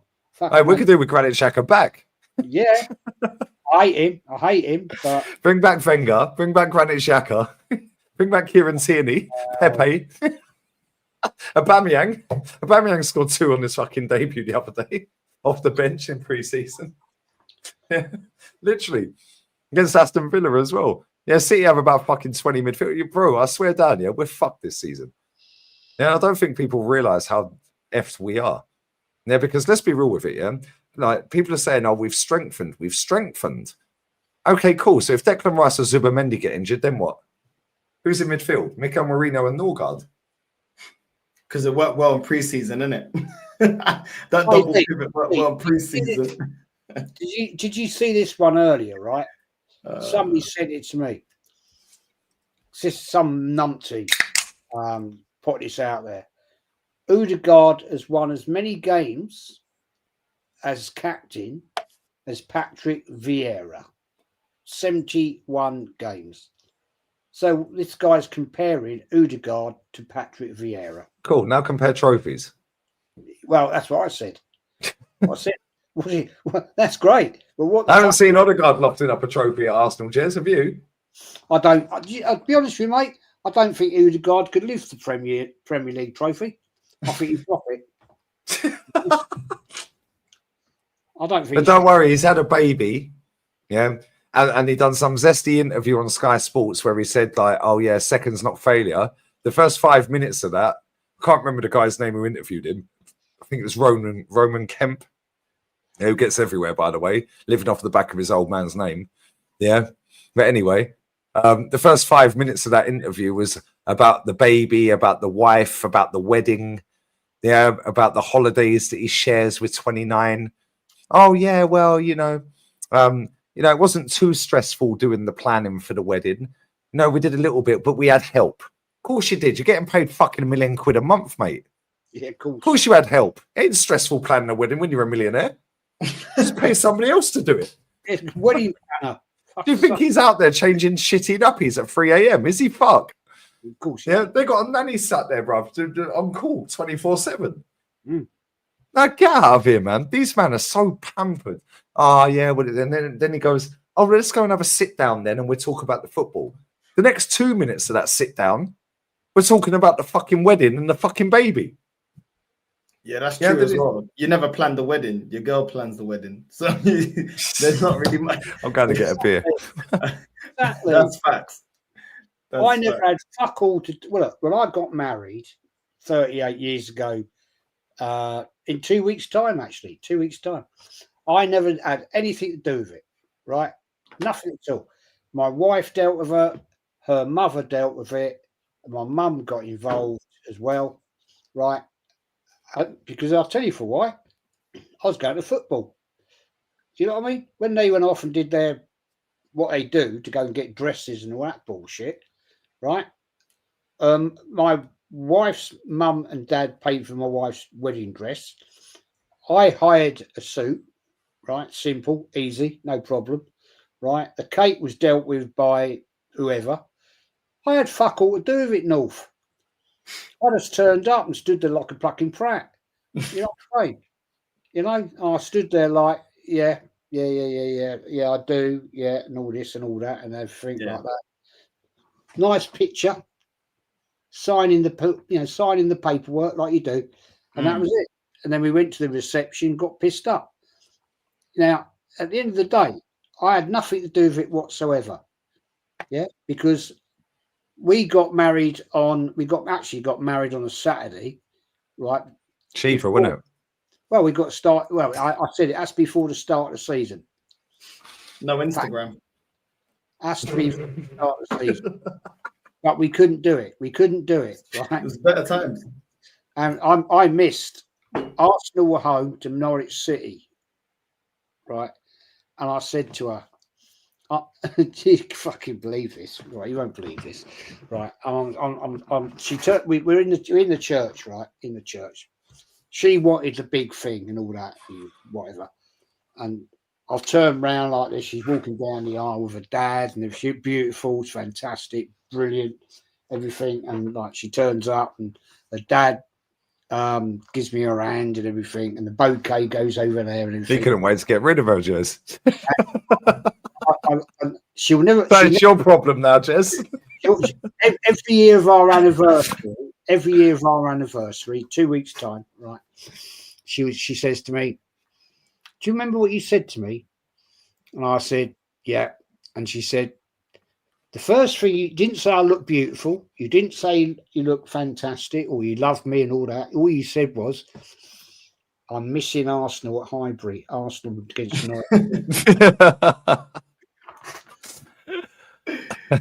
That's how it was with me. You know what I mean? Arsenal were, still are my life, my love. And my mum and dad got married in a registry office, for 25 quid.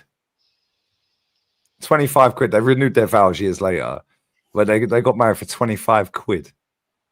Yeah, and you see this Odegaard thing, yeah? Nobody picked up on this, but I'm fucking smarter than the average bear, bruv, and the average cat, bruv. Yeah. When this fucking zesty motherfucker was standing there going, "Oh yeah, how was the wedding?" Yeah, Odegaard said, "Well, he goes, how did you pick the guests to come to the wedding? Like, I bet that was a difficult decision. How do you decide who comes to the wedding?" And he goes, "Well, we'd already done the wedding before. This was just the public thing." That's basically what he was saying. So they were already fucking married. Yeah, but now it's, Martin Odegaard's got married. No, he's already married, bro. Nobody picked up on that, by the way.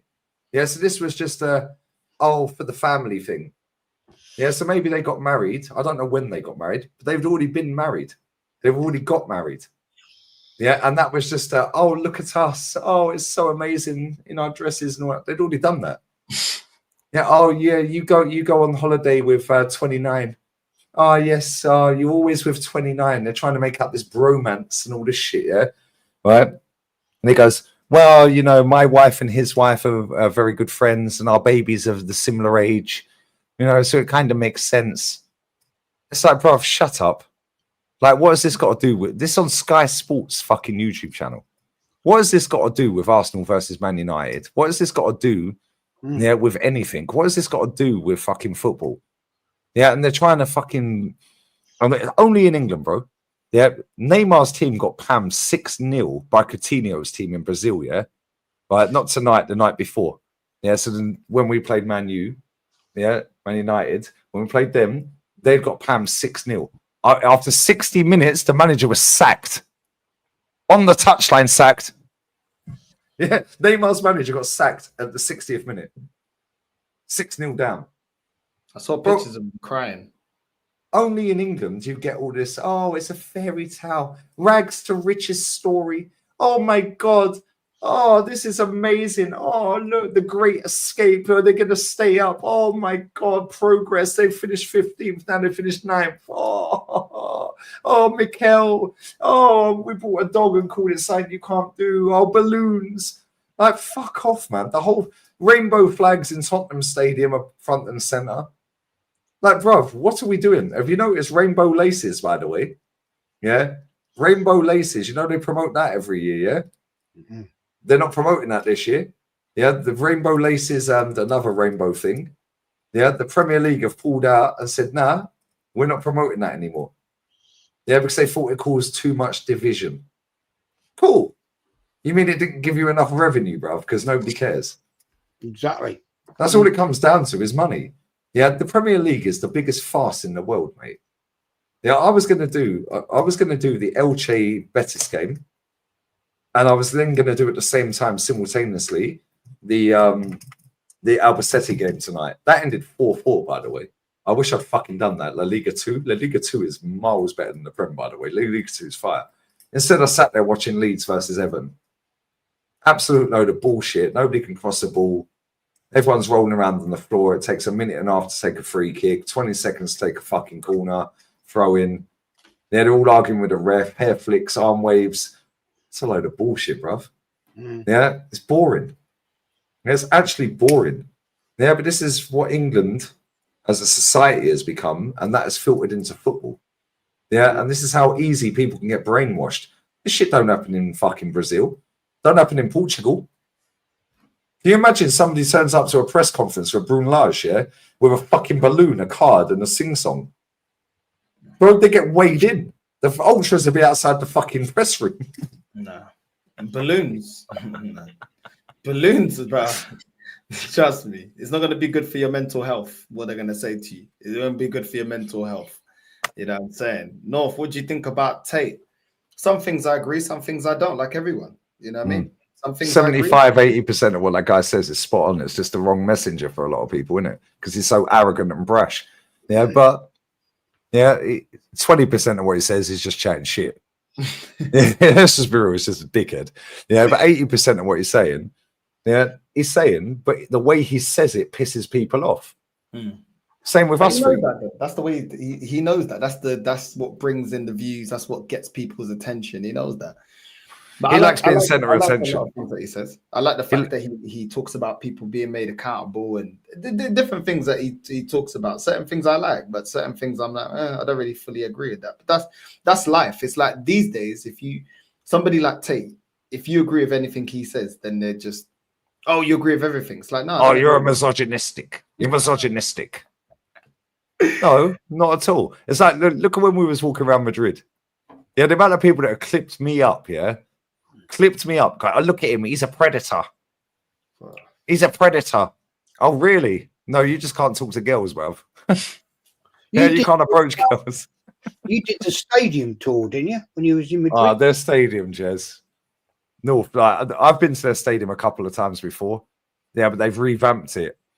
No, their stadium's a fucking joke, isn't it? Yeah, stadium's nice, man.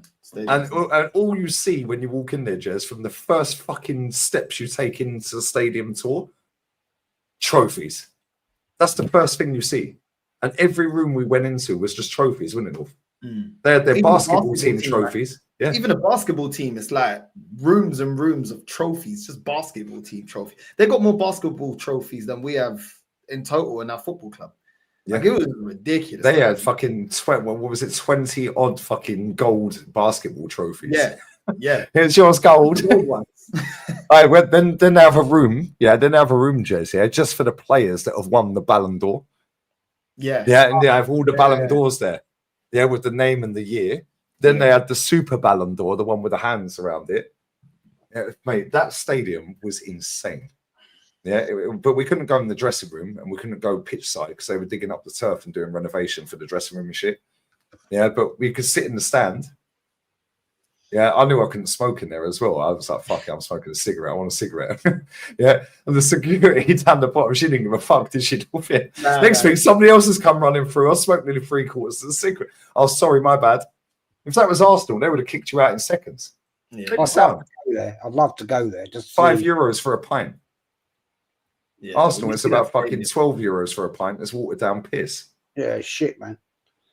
14 quid for a 250ml glass of shit red wine. It tastes like vinegar. How much? 14 quid. Yeah, nice. Beautiful. I think it was like €5 each beer in the Bernabeu. €5 each. €5 for a pint. Yeah. Last time I was at the Emirates, right? Yeah. And I never used to drink in the Emirates because I just didn't like this shit. I never used to drink when I used to go to games either. I used to go up to Tolleton or somewhere else or wherever. Mutant pub. £14. 250ml glass of wine. Yeah. You know, that's a 250ml glass there, right? Of pure and utter crap. It was like drinking horseshit. And I was like, look at the bloke and go, what's that then? What wine is it? He go, I don't know. Yeah, but do you know what it is though, Jez? Yeah, English. Yeah, like so Real Madrid have more Spanish fans than any other Spanish club. But they also have more global fans than any other fucking team on the planet. How comes they're not infested and how comes they ain't ripping their fans off? Yeah, €5. It was €5, wasn't it, North? Yeah, for a pint each. Yeah, €5. €5. Yeah, right. That's what £4 something for a pint. Yeah, and it weren't watered down. Yeah, it weren't a load of shit. It was nice. They were cool. They were sound. We were chatting to them. Yeah, all the people we met around the stadium were nice. Yeah, everyone was friendly. Yeah. Now you go to Arsenal, 14 quid for a 250ml red wine. Yeah, eight quid for a fucking watered down pint. I'll tell you Camden Hells or Camden Bells or whatever it's called. You were talking. It's almost like the English are fucking just go with it, whereas the Spanish go, fuck off, we ain't paying that. That stuff your missus was drinking the other night, right? Fucking hell, mate. I'll tell you what, that's probably a lot better than the shit they serve up. Swear down. Yeah. It's awful. And I just looked at the bloke and I thought, what is this? And he said, what do you mean? I said, well, what wine is it? And he said, I don't know. I thought, fuck me, you're serving it. You should know, shouldn't you? God, fuck me, Jesus Christ. How much was the stadium tour? Because you paid. Yeah, we were arguing all the way in the taxi over who's going to pay for the stadium tour. And then this joker fucking took his card out and I've got Apple Pay. So by the time I double clipped the side of my phone, they'd fucking dabbed the card. I was like, why'd you pay? I'll tell you what, right? I'm not going to go into it, but what happened, right? You made the biggest error, all of you boys. Boys on tour, right? What you do is you pot a float. Turn up, all right, North, all right, Lee, all right, everybody else, blah, blah, blah, blah. €100 in the hat. Somebody holds it, right? So when you go out doing what you're doing and everything like that, nobody's getting the cards out, nobody's paying. You just pay out that float. Yeah, right, yeah, okay, drinks, food, whatever. And when it starts to run low, you go, right, you've got to put another load in there, boys. That's how you do it. I know, but we had the thing is, not everybody would have been in. We had someone dodging rounds. We had some people dodging rounds around there, Jez, you know what I mean? Come on. I'm the elder statesman. I love you, Jez. Right, get your money out. Come on. I want 100 off you, 100 off you. Yeah, the problem is some people didn't have any, Jez. Right. He's going around like my mum's church donations. He's going around like, you know what I mean?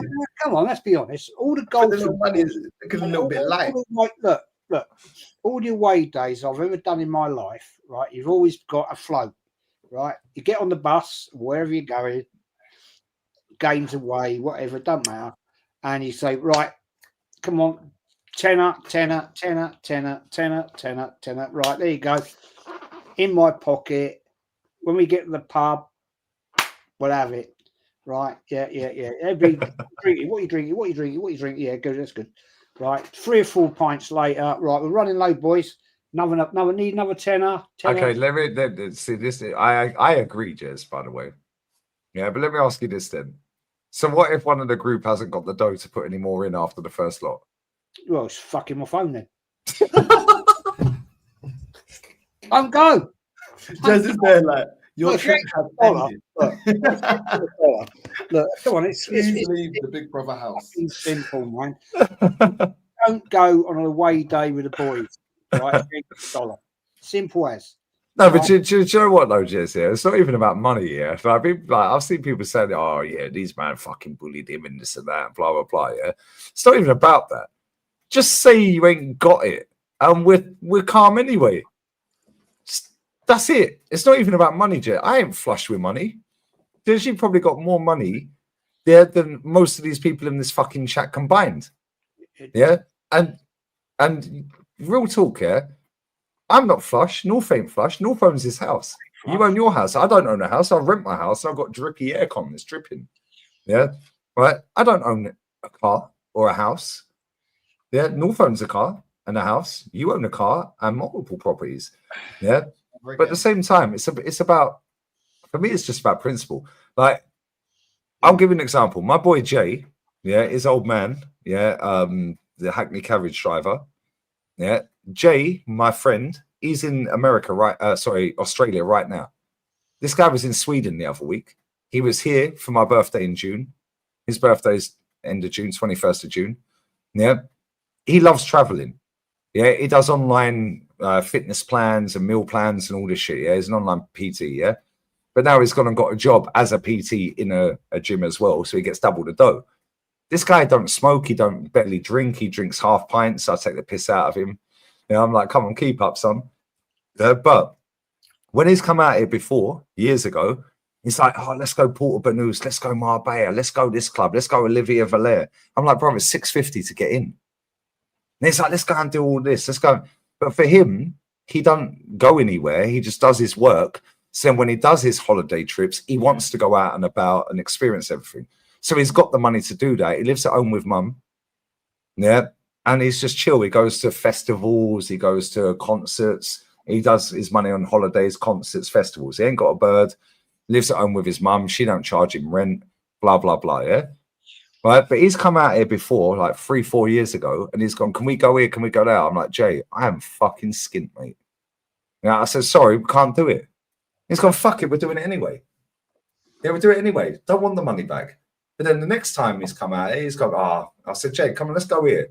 Nothing like too flat. It's like a little bit tight this month, mate. Yeah, I ain't really. I want to keep that in my savings. I don't want to dip into my savings and all that because I'm going fucking New York. Yeah, with my dad and my sister and blah blah blah. So I'm like, cool, let's go then. Yeah, and that's how it is, and that's how me and North are. That's how me and Jolien are. That's how me and Tao are. Yeah, sometimes maybe good, sometimes maybe shit. I don't dip into. I've got ISAs. Yeah, my daughter's got savings account that I've plugged into.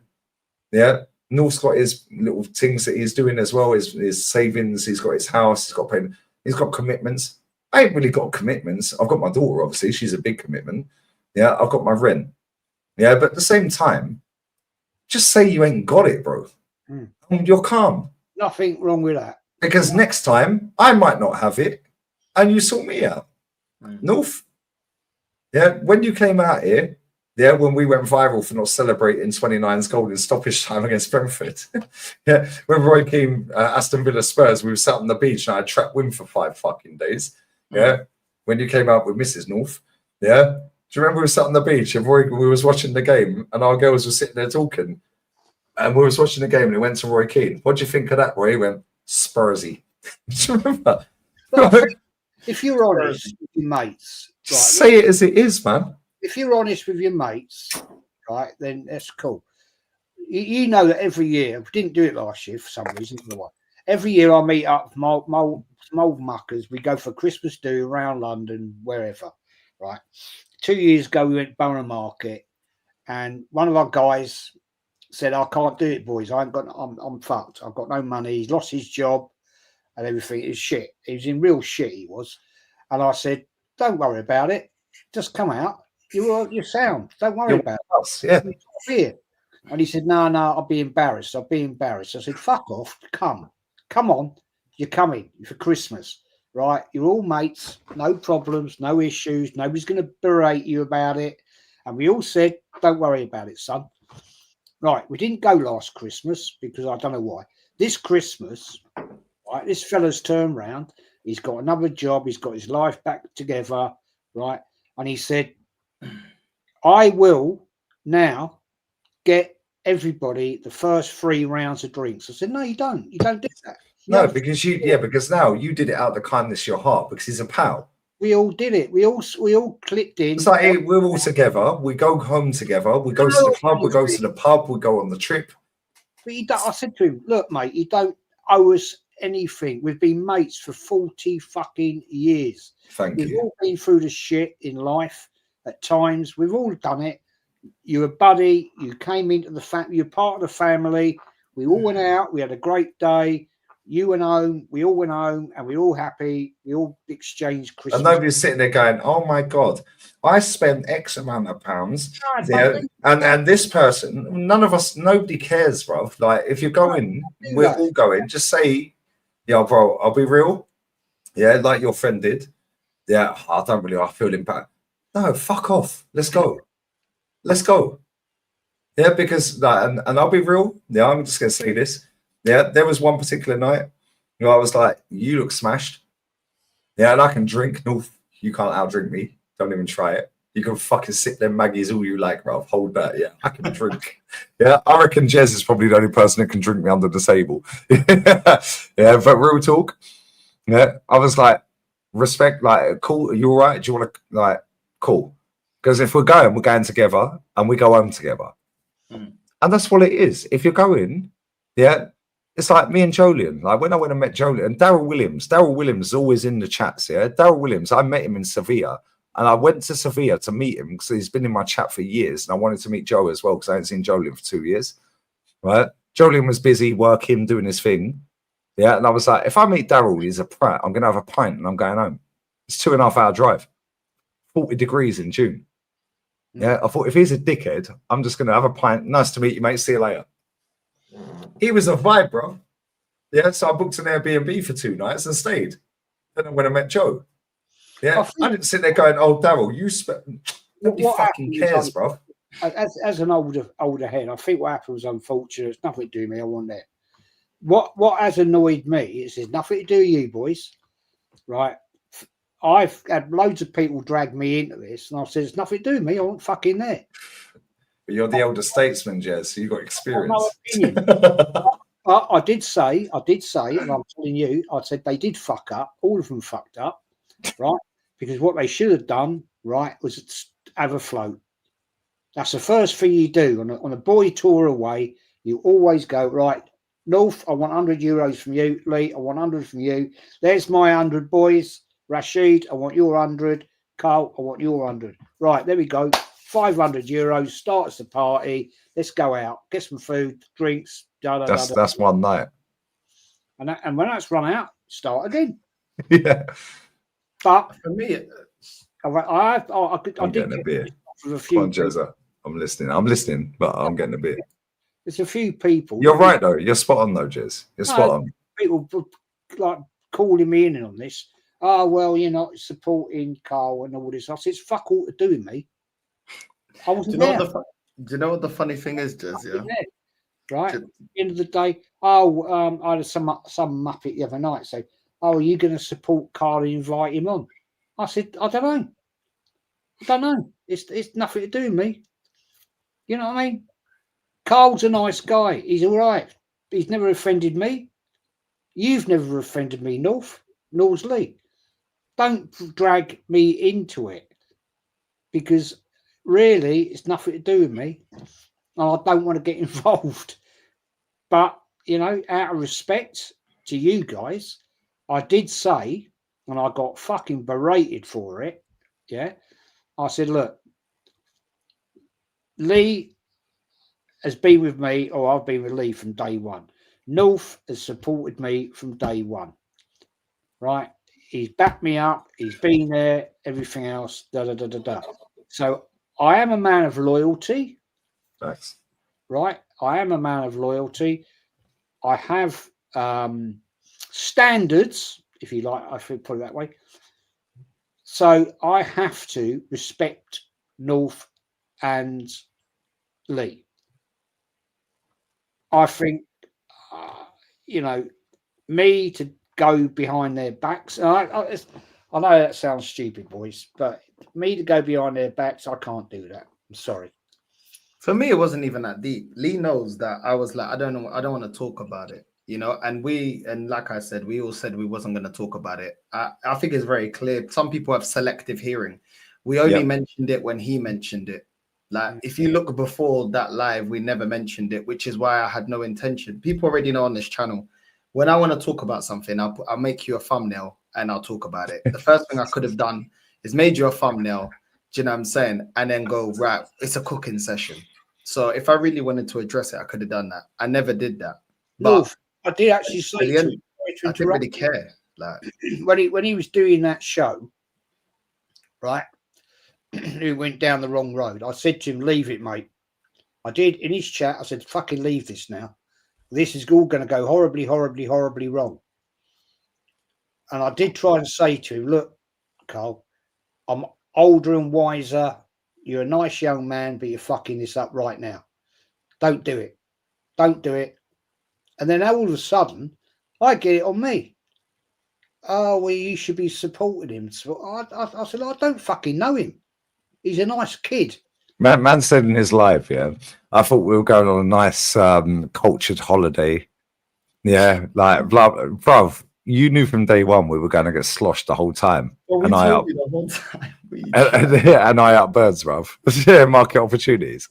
That's what we were doing. We're going window shopping. If it was a cultured holiday, then why, when we started the holiday, if it was cultured, we would have gone to fucking Seville, bruv, because that's culture city. Nah, Lee, bro. At the end of the day, if it was a cultured holiday, then why didn't you just start, like, why didn't you just reject all of the beers from the start and say, listen, I'm not drinking on this holiday? You could have done that. Nobody forced never forced you to drink or accept anything. What are you talking about? And ultimately, do you know what it is? It's about the things you do outside of the public. Do you know what I mean? And we were there for you outside of what people could see. That is the truth. We were there for you outside of what people could see. Because surely it was genuine. But then you want going on that trip, it's not a cultured holiday. Man said intellectual, cultured. I thought it was going to be an adult. Like, bruv, shut up. And the bad thing about it is, Jez, right? I was on a show with Cass earlier, on Never a Foul. Big up, Cass, right? And he said to me, he goes, "Oh, I see the stream that so and so done, blah blah blah." He goes, "The one thing I'm going to say this. Sorry, Cass. I don't care if you care if I fucking say it." Yeah, he said this backstage. He goes, "The one thing I know about Northside, is," he goes, "Northside's not going to deliberately go for you unless you've done something. Like football, yes. Yeah, it'll call out the top gooners all day long," he said. He goes, "But you ain't going to deliberately go for somebody, unless they've been a complete fucking idiot." And how many times you met Cass? How many times you done shows with Cass? You started with Cass, 50 subs. That's when I see you. Yeah, how many times you met Cass? Daps. Yeah, so there you go. Cass said to me, backstage earlier, he goes, "I know already Northside's going for somebody over something outside of football. The way Northside is, he's not going to just go for you for no reason." Yeah, and he goes, "That's what it is." I was like, "Bro, it's the same. Yeah, once, twice, 3 times a lady, bruv. Yeah, because people can take the piss. Yeah, I've had this all my social media career, whatever you want to call it. Yeah, the fact and reality is, I'll let people take the piss all the time. Yeah, I don't know if I've had enough of you. I'm going to fucking ruin you." Yeah, and that's how it is. And let's be real, North, when we was there, we were having convos. Yeah. And then, bro, you were in my vibe, bro. I swear down, I whipped my gold glasses off so quick. Yeah. And I was just like, Ross. Yeah, this guy. Yeah, it's like, listen, forget him. Good luck to him. Listen, he's got custody of his son. I wish I had custody of my daughter. However, my daughter's mum is amazing. Yeah, it's took a long time to get to a point where I think she's amazing because we've had our ups and downs, and that's me being angry with her and her being angry with me. But they've just gone home. They had my house. Her other daughter and the baby came here. I let them have my whole house. I paid for all 4 of them to fly out here. Yeah, I didn't sit there and go, oh, but by the way, you nobody cares, bro. Yeah, I gave you my house. I come back to my house. I had it cleaned just before they got here. When I got back from Madrid, and North, you know this, I deliberately missed my train to go and do that stadium tour because your flight was late. Yeah. Then I went and got a fucking hotel. Yeah, that hotel was banging, bro. 42 euros. That hotel was cold. Yeah, but I deliberately missed my train because I didn't want you to stay on your own because you're my guy. Yeah, we went, it was your birthday trip. I know your birthday's end of this month, but we did it then because you couldn't get the time off at the time you wanted, for your birthday. So for me, it was like, North's had a drama getting here because they all missed the flight. Yeah. Sal then lost his passport, dickhead, and he missed the next flight. Right? Then I go and get a fuck ton of beers out of the boss man shop. That cost me nearly 60 euros, so I wouldn't have made it to the shop in time because I needed a siesta because I hadn't slept. And Rashid never slept, so we had a little siesta. Snoozed the alarm. It's now 9:45. I'm like, shit, they stopped selling beer in supermarkets out here at 10. I ain't making it to Lidl or Carrefour. No Mercadona in the area. I was like, shit, boss man's just there. Yeah, he charged me nearly 3 times more. But I had to make sure they had drink when they got here. Because they've had drama, 16 hours in an airport, 15 hours, whatever it was. Yeah, and as soon as North gets there, he's like, yo, now I'm here. Fuck it, let's go out. Hey, and what did you do? You paid for the taxi and you paid for the club. Straight away, first time you got there. Do you know, if that had been me, right, I'd have said, right, I'm getting a load of beer in. Fuck them. They're too late. Unlucky, son. You know what I mean? But Jez, do you know what it is, though, Jez, yeah? I'm joking. We were but we were taking the piss out of them the whole time, yeah? And I was on the phone, I phoned Tao up, and he goes, I've lost my passport. This is after they've already missed their fucking flight, right? Yeah. They've had to wait 14 hours. I've lost my passport. I phoned you up, yeah? I said, you know, he's lost his passport. Are you with this dickhead? He goes, what? I said, I thought Tal was joking. And he goes, nah. Yeah. And he'd lost his passport. That guy was looking everywhere for his passport. Bro, he was whipping up, like, he got his bag, yeah? He was whipping up all his stuff, like, just in the middle of the corridor, like, in the airport, just whipping out all the stuff. I said, you can't just whip this stuff like So, this dickhead's done over 700 flights, yeah? He was home and away for Arsenal with AFTV from the get-go of AFTV, co-founder, right? He's done flights everywhere around the world with family and that. This guy goes to me, yeah, I had my passport in my back pocket, innit, yeah? Right? And I was like, are you a fucking retard? I said, stop right there. I said, you had your passport in your back pocket in an airport. It. I said, are you stupid? Yeah, well, anyway, I was like, these man... And now feeling sorry for him. So now that's ruining their vibe at the airport because this idiot's lost his passport. After they were drinking and thought the gate closing time was the gate opening time. So it turned up 20 minutes late. Sorry, you can't board the plane. So that's pay. Out in North. I've got to ask you this one, mate. I've got to ask Whose fault was that? Tell me.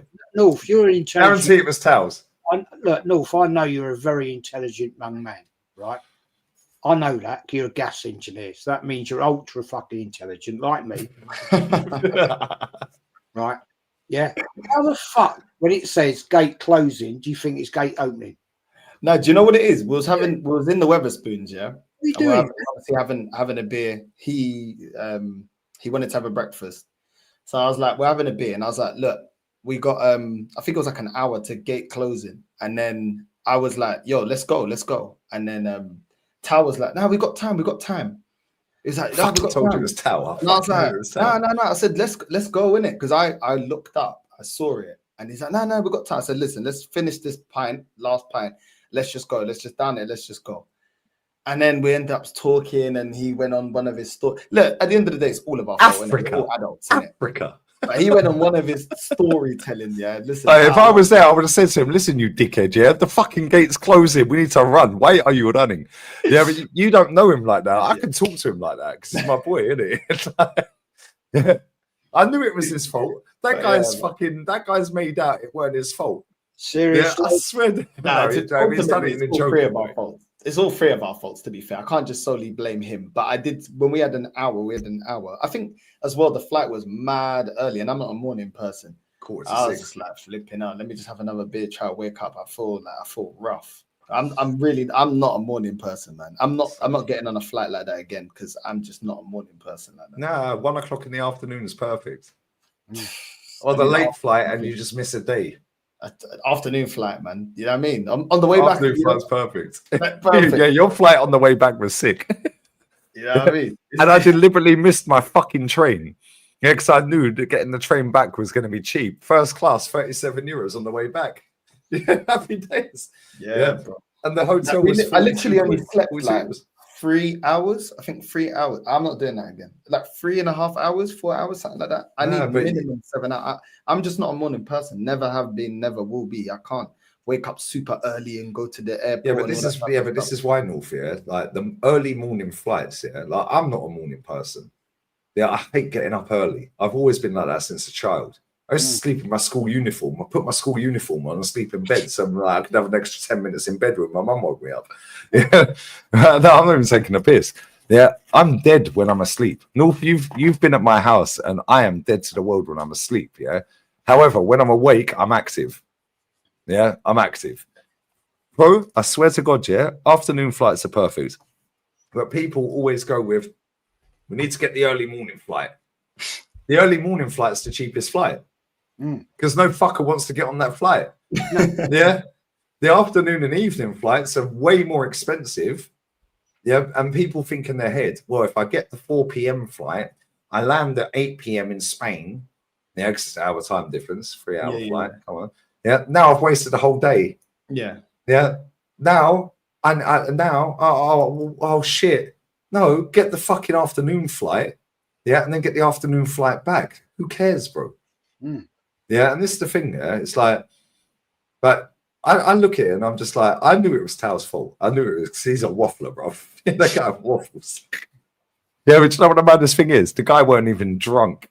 Yeah, and he was on the phone to me. He's going, this is the first time I've been to an airport and I'm not even drunk. And I've never lost my passport over 750 flights here. I've never lost my passport and I'm smashed every time I go to an airport. Look at when we picked him up at Malaga last time. Do you remember?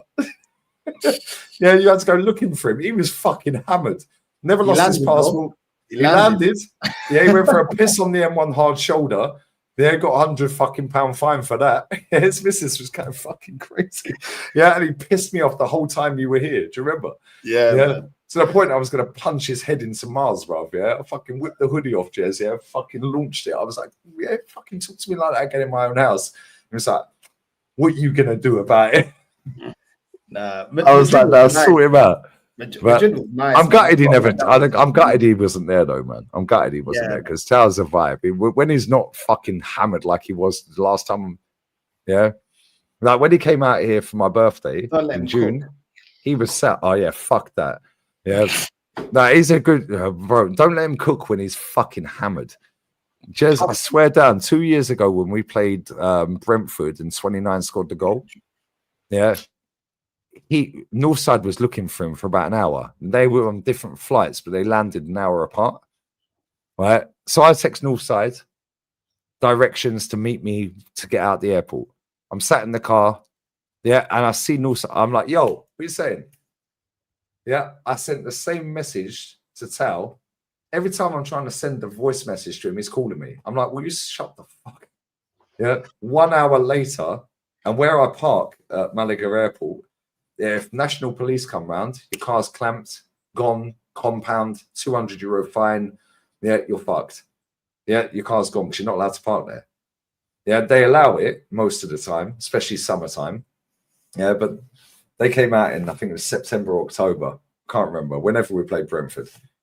I'm giving him fucking directions. Yeah, it took Northside nearly an hour to find him, and he's literally 10 foot away, 100 foot away maybe. Yeah. Then he gets to my gaff and I'm like, be quiet. There's fucking family over there. It's got children. They got work. He goes, yeah, fuck them. Yeah, I swear he's apologized a million times and he is my best pal. Yeah, so I allowed it. Yeah, but he pissed me off in it, North. Yeah, right. Yeah, he pissed me right off. Right. So then when he came out here this time in June for my birthday, right, he was so polite. He was drinking sparkling water. He wasn't drinking stuff. I swear that he didn't bring the squeaky shoes. He was, agua con gas. Yeah, agua con gas. Water, sparkling water. Yeah, he was so polite. Yeah, because he knows, don't fucking take the piss. If I was at that airport, North, the way I've known him for fucking 15 years or whatever, I would have gone, yo, you dickhead, the flight leaves in 1 hour. We need to be at that gate in 20, and it's all the way down there. Yeah, because you guys don't know him like that, you can't speak to him like that, and he'll just waffle. Yeah, he'll just start chatting shit. Africa. No, I did actually think it's all going to go south. But, maybe that's the thing. Everyone said that, Jezza. Everyone said like it was going to go south with certain person. Yeah, I predicted it.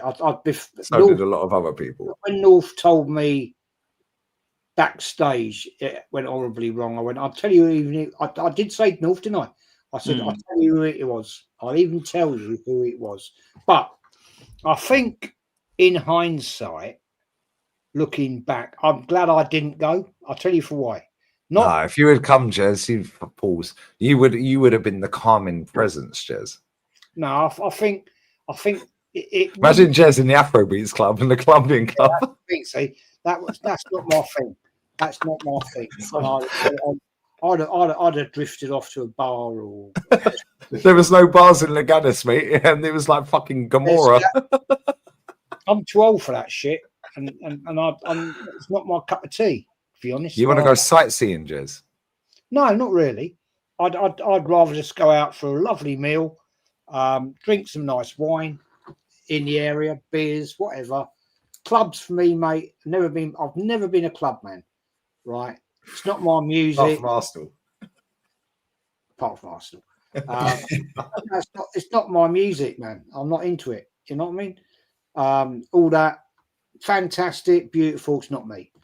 I'm too much into my blues and rock and all that and everything. Yeah, Madrid's not for you, Jez. 100%. I don't think so. Jez would have kept the key under the mat though, 100%. He would have been up. He would have had 12 hours sleep. Yeah, he would have been opening the phone. You all right? Where are you? Do you need an Uber? Yeah, I'd been there with my bottle of Rioja and sitting there chilling.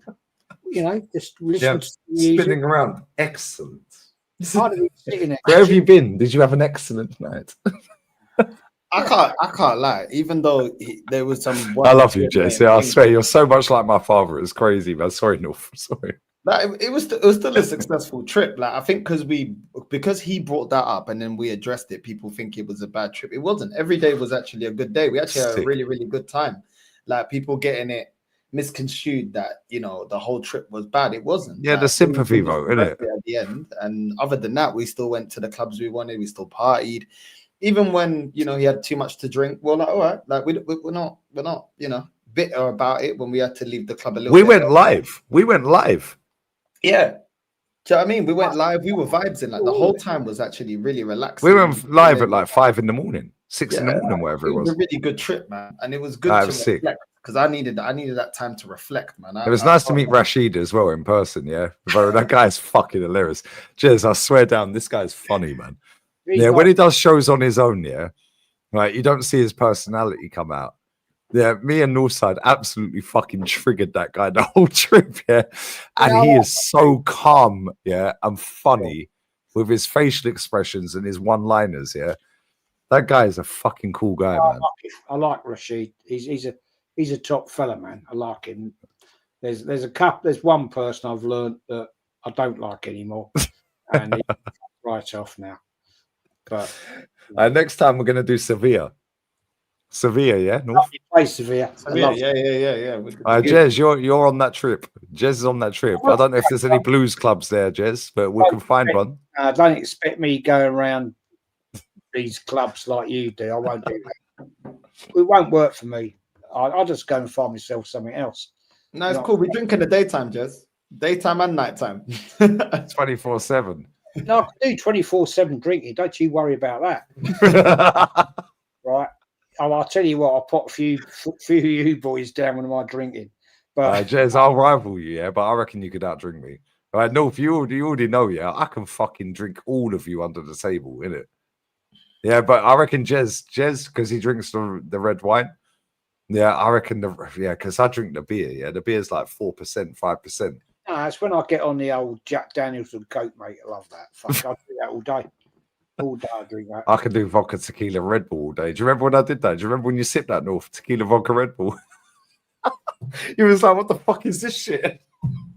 Yeah, not for me. And I had to go to the fucking shop across the road to get Red Bull because I had no Red Bull in the fucking gaff. Man, not for me, man. Not for me, man. No, real talk, Jez. You're welcome anytime, man. Yeah, you're welcome any fucking time. Yeah, next time Sevilla. No, we need to do that. But don't do it in the summer, man. It's way too hot. Yeah, from June onwards. Yeah, from June onwards, Sevilla. Sevilla's like 48 degrees and shit. Like, man. What I like about Sevilla is I've never been to Madrid, so I don't know. Sick. But when I've been to Sevilla, there's lovely little squares. You go and sit down. You've got a tapas bar. You've got a bar over there. Chill out. Have a good old little chat with people. Not I can speak Spanish, but... Don't mind, North can. I'll make my own shit up. I am not the designated translator. I'm taking... Well, I was when I went out with fucking Rashid, bruv. But yeah, I could do that one. Sevilla's more my scene, man. Sevilla's beautiful, but that's a city of culture. Yeah, like no, it is. It's a city of that city is beautiful. That's the best city I've ever been to. That Minsk, Minsk in Belarus. Yeah, absolutely stunning, bro. Yeah, but when I went there to watch Barte Borisov against Arsenal, Minsk is beautiful. If I ever come on that trip out to Sevilla, right, I'm telling you now, there's 200 euros in the pots day one. That's it. Bang. Not fucking about. It's like no cards, nothing like that. 200 euros. Come on, boys, dish it up. Per day, or like what are we doing? It probably would be per day. The amount of fucking red wine you drink, Jez, bosh. Nah, I don't drink a lot, and probably 4 bottles. That'd do me. And yeah, but you do nice bottles, Jez. No, I don't. No. That's a misconception. It's out of context. We need context. No, that's not true. That's not true. I love you, Jez. I love this guy, man. I'm quite happy. 8, 9, 10 euro bottle. That'd do me. It's good shit. You know what I mean? See, do you know what? In Spain, Jez, yeah, like, do you drink rosé? No, I don't like it. Okay, fair. So the cheapest bottles of wine in France that I've drunk in France, of rosé, and in Spain, they're the best bottles. The most expensive ones that I've drunk in Spain and France of I don't drink red. I can't stand the smell of it. It smells like vinegar. It makes me throw up. Yeah, but the rosé, the cheapest bottles are the best bottles. The most expensive ones, I can't fucking drink them. Yeah, I agree with you. Yeah, look, you don't have to go and spunk up like 400 bloody euros on a bottle of wine. That's not, that's not how it works, right? When I was in France, 3 months in France, right? Probably only on 5 occasions when we went out for really nice meals, I did spend big money on wine, right? Most of the time, yeah, I'm drinking bottles of wine that are like 10 euros. Local wine. That's in a restaurant, yeah? Yeah, and we used to go very up the road. Is a lovely little place. It's very rustic, only half mile up the road. We used to go there probably every other evening and have a meal and have a bottle of wine. And they had some beautiful wines, but when we went on 4 or 5 occasions, we did go for some beautiful meals. And I did spend big, but most nights, no. 8, 10 euros a bottle. Very nice wine, beautiful wine. And it's local to the area. And people said to me since I've come home, you must be spending big every night. No. Because, what were you drinking? I said, well, basically just local Burgundy wines. And that's what I'm there for. That's the occasion. Sangria is disgusting, man. Oh shit, man, that is fucking great. Yeah. That's horrible. My missus drinks that shit. Yeah, that is horrible. Mr. Unsociable that I go to the gaff on a Friday with drinks that shit. That is disgusting, bro. The smell of it. Yeah. I don't know how they make it in Spain, but they make it nice in Portugal. I can't lie. No, that shit's horrible, man. Just the smell of it, North. And you could even buy it like just already pre-made and like Tito Verano. Yeah, Tito Verano. No, fuck that. I've got 2 bottles of that shit in my fridge. Yeah, I've got 2 bottles of that shit in my fridge, yeah, and I'm never gonna drink it, bro. So unless she comes back and drinks it, I ain't drinking it. Horrible shit. No, it's horrible, man. What's that thing that it's like a thing I went to Ibiza once with the wife, and like it got this long. Hey, Jez, I love you, man. Imagine I went to Ibiza. What clubs did you go to, Jez? Was you on a strip? That's another story. That is. Right, okay, I'll tell you it. Right, we went to San Antonio. Yeah, man's in the hub. Man's in the main hub. We pitched up. Now we're on right. San Antonio's over there, and you got Big Bay. Right, Big Bay. San Antonio Bay. Yeah. Hotel was called Hotel Helios. Right, nice hotel, lovely swimming pool, really nice, beautiful, and all that. Right, and we got chatting to the rep, and we said, "Well, what's going on then?" And she said, "Well, you want to go to there, the main town over there? You get a little boat from here to over there." Oh, fucking fair play! So we've got over in the daytime. Me and the missus, we've got over in the daytime. Oh, this is a nice place, isn't it? Fucking hell, lovely.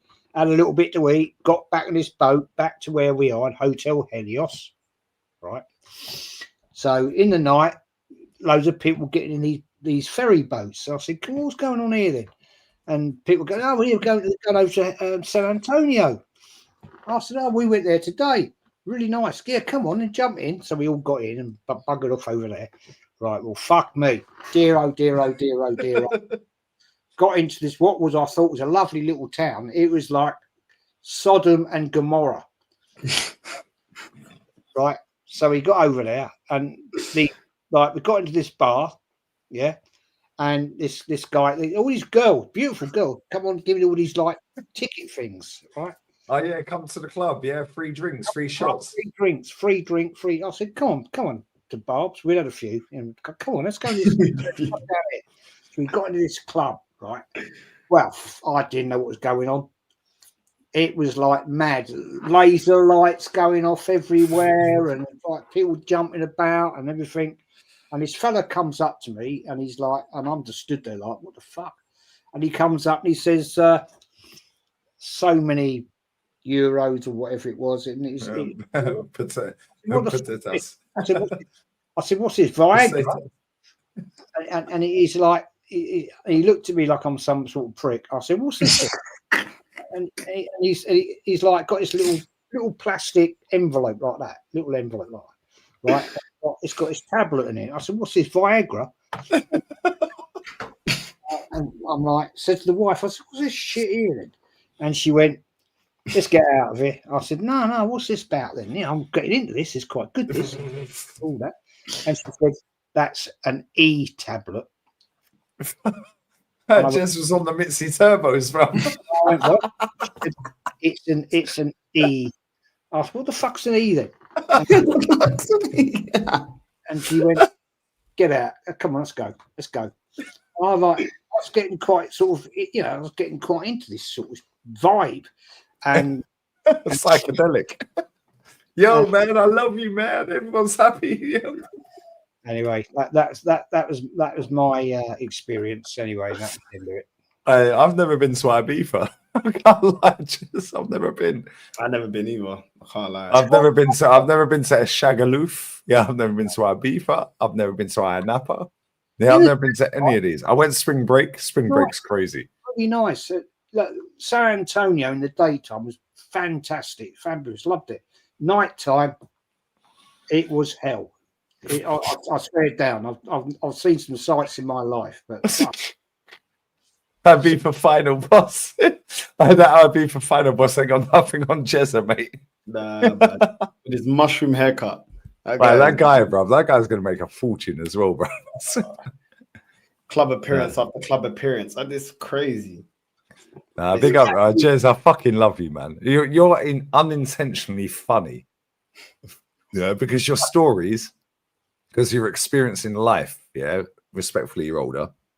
Yeah, so it's like you've experienced more life than me and Northside combined. Yeah, and you've been with your wifey for so long. Yeah, it's just like, bro, just listen. I can listen to you forever. Yeah, like you're similar to my dad's. Like I'm being respectful when I say that. Yeah, it's like you're like my dad. Yeah, you're like my football dad. Yeah, Jez, you're fucking funny, man. Yeah, and you have no filter. My dad has no fucking filter either. It's just like, yeah, if he's a cunt, call him a cunt. The thing is, I speak it as I see it, right? Because I look like when that thing in Ibiza, I was an innocent. I didn't know what the fuck was going on here. You know what I mean? And like, if I go to football, I know where I am. I know what I'm doing. I'm aware of it, and I've been there for years and done it and seen it, right? But going over there, right, and getting into that nightclub, whatever you want to call it, right? And this fella comes up with this little envelope with a little blue thing in it. I go, what's that? Viagra. You know what I mean? And the wife's more aware than me. She says, come on, let's get out of here.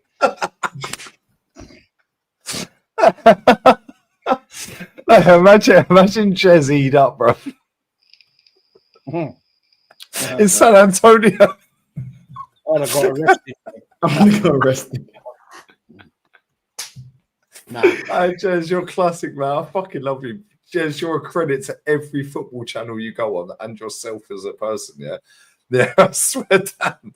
Yeah, you are so unintentionally fucking hilarious, Jez.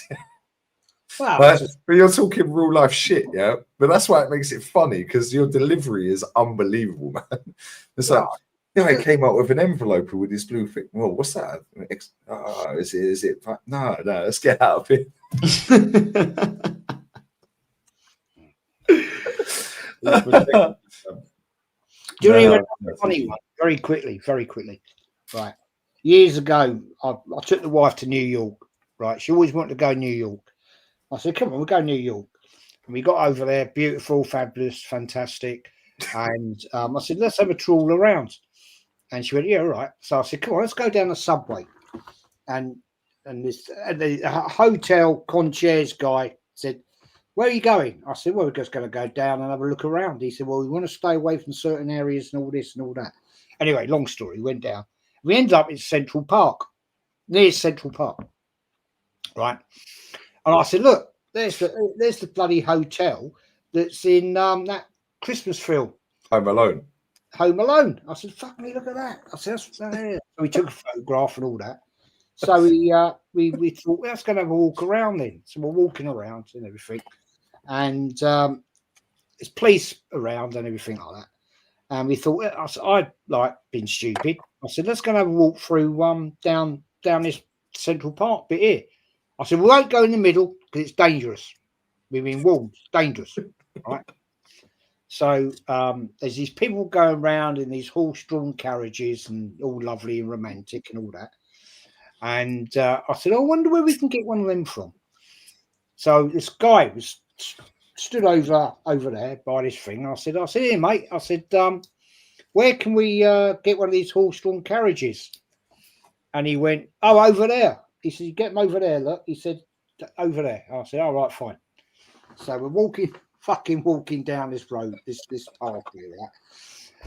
And Barb's has gone, that guy's following us. I went, is he? I said, oh, fuck me, he is, yeah. Yeah, he's all right. And we got rid of, I'm like, oh, fuck me. I said, this ain't going well, was it? And she went, no. And she said, how do we get out of here? I said, I don't know. And I said, did you bring the map with you? Because we had a tourist map, yeah, one and things like that. And she said, yeah, I'll get it out of my bag. And I'm thinking, oh, yeah, she's getting it out. And it's dark, can't see fuck all, right? Anyway, we got to this stand and where the horse-drawn things are, and there's nobody there. I went, oh. And this guy's still around. I'm like, oh, dear. I don't like the look of this. Anyway, this guy walks up to us, and I thought, oh, here we go. We're going to get done, going to get robbed and everything. And I said, look, Darbs, if he says anything, just give him your bag, give him my wallet.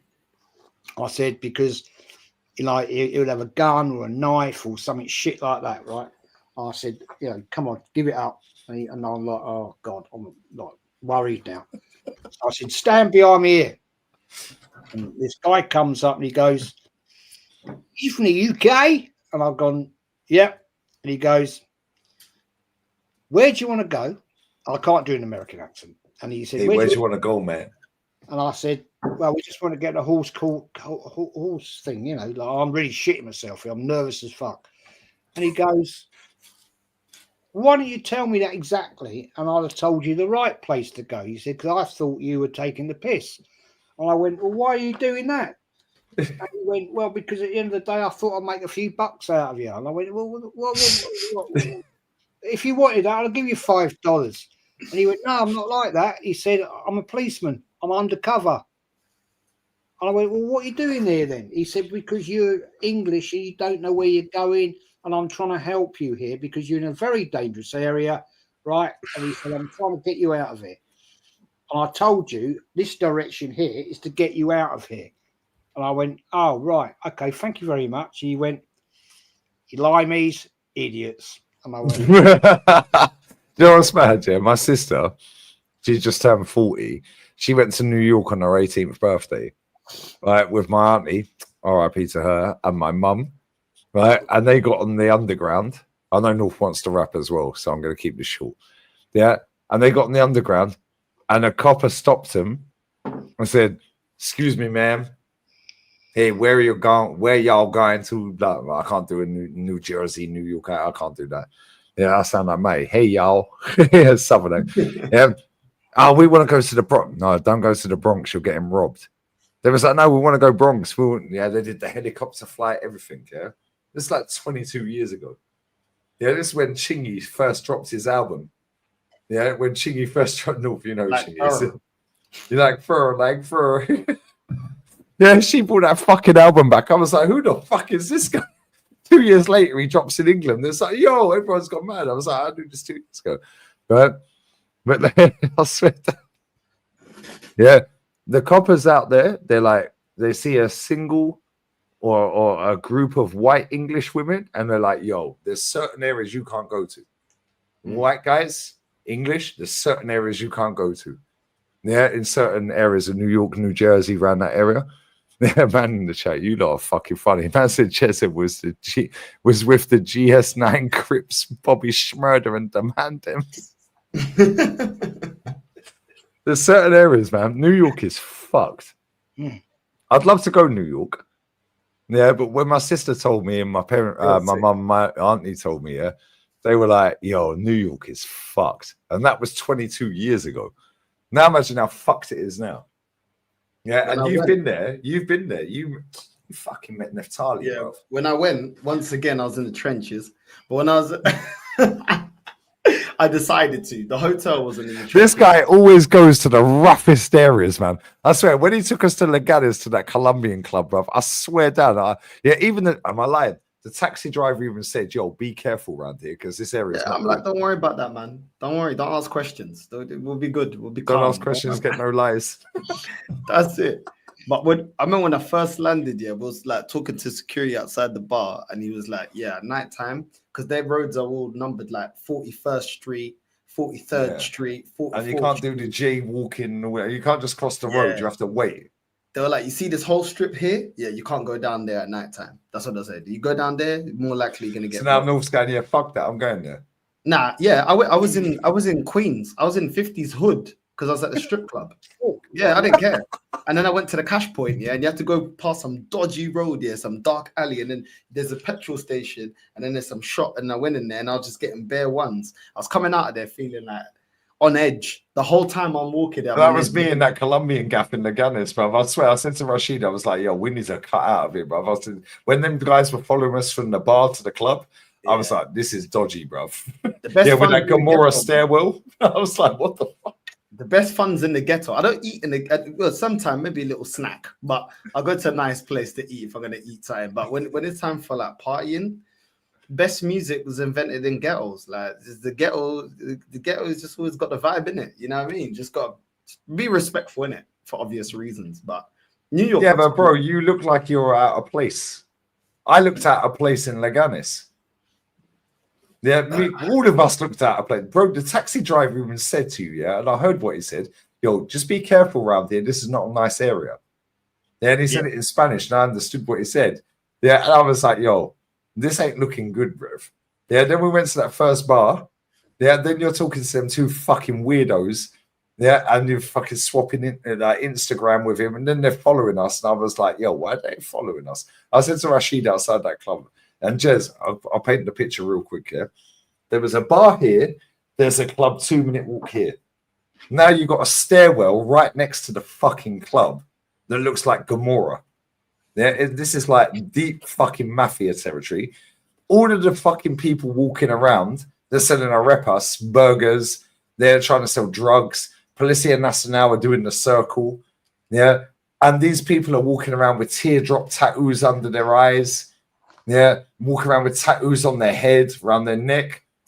Yeah. And them guys, and the guy on the fucking door, he was fucking 10 times bigger than Kenny Ken.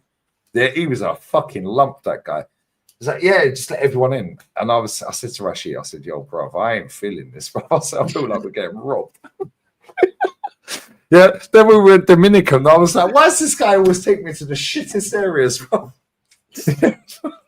But these men love the Afrobeats cafe that you took us to, though. The Afrobeats club was the best club, yeah?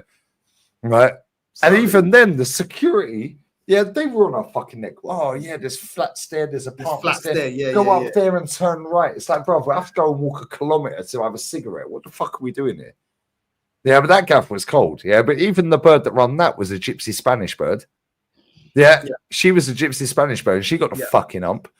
Yeah, yeah, because you and Cole went bathroom, go for a piss. Me and Rashida go, yeah. Now we're on stage, we can mix on the decks. We're that close. Yeah, and I'm like, yo, where the fuck's North and Cole? Yeah, and I couldn't find her. Bro, I swear, you take me to the shittest areas, bro. And the whole time. I swear, the whole time in that fucking Afrobeats club, all they were doing is going, where'd you get your trainers from? Yo, blonde hair, blue eyes. That's all they kept saying to me. Blonde hair, blue eyes. Where'd you get your trainers from? That's all they kept saying to me. What can I say, man? You take me to the shittest areas, but I swear down there, the only place out of all of the gaffs you took me to that I felt a little bit on edge was that Colombian gaff from Leganes. Yeah, that place was fucked. Yeah, the Afrobeats place was calm. Sorry, Jess.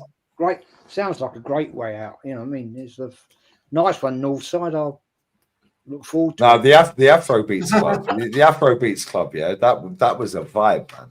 Them Gambian lads that we met outside and everyone we met in there that we were talking to, they were sound. The Dominican, them two gangsters that were fucking arguing across the room from each other. That was funny. Yeah, but I never felt on edge at that place. Yeah. Yeah. And do you remember when we went back there the second time? Yeah, I heard that guy chatting shit about me outside, and I'm just leaning on the side. He was chatting shit. This guy was chatting shit in Spanish to me, to the doorman, chatting shit, going, yeah, this fucking geezer, he thinks he can come here and nick our women. Look at him, white boy, yeah, blonde hair, blue eyes. And he was saying it all in fucking South American Spanish. Okay, cool. And I'm going, yeah, okay, see. But I know he's talking about me. Yeah, and then there was that, you came out for a cigarette, do you remember? And there was that fucking knob sat on the fucking moped. Yeah, that was the pimp of all the fucking bitches that were in the club. Yeah, man. Yeah, it ain't even a fucking strip club or anything. It was a normal club, but they have the hookers in there. It's the culture. Yeah, and that guy follows me on Insta, by the way. Yeah, I swear that.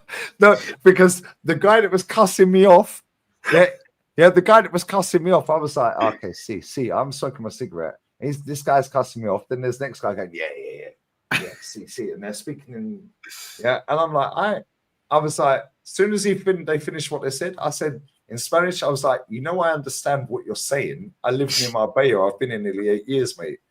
Yeah, they were like, and the guy on the moped was the pimp of all the fucking hoes in that club. He goes, it's like a Top Gooner explaining the process. He goes, "Oh, do you have Insta?" I said, "Yeah." "What do you want my Insta for? I ain't a hoe." He wanted to send you the menu. I swear down, and the fucking other twat that was fucking giving it the big one. Yeah, was like, "Oh, lo siento, por favor." I was like, "No, puta madre, yeah, fucking, vete al medio de puta, yeah, fuck you, motherfucker." Yeah, granny polla. I said, "Yeah, me entiendo, yeah, mucho, no?" Yeah, he was like, they were buffed.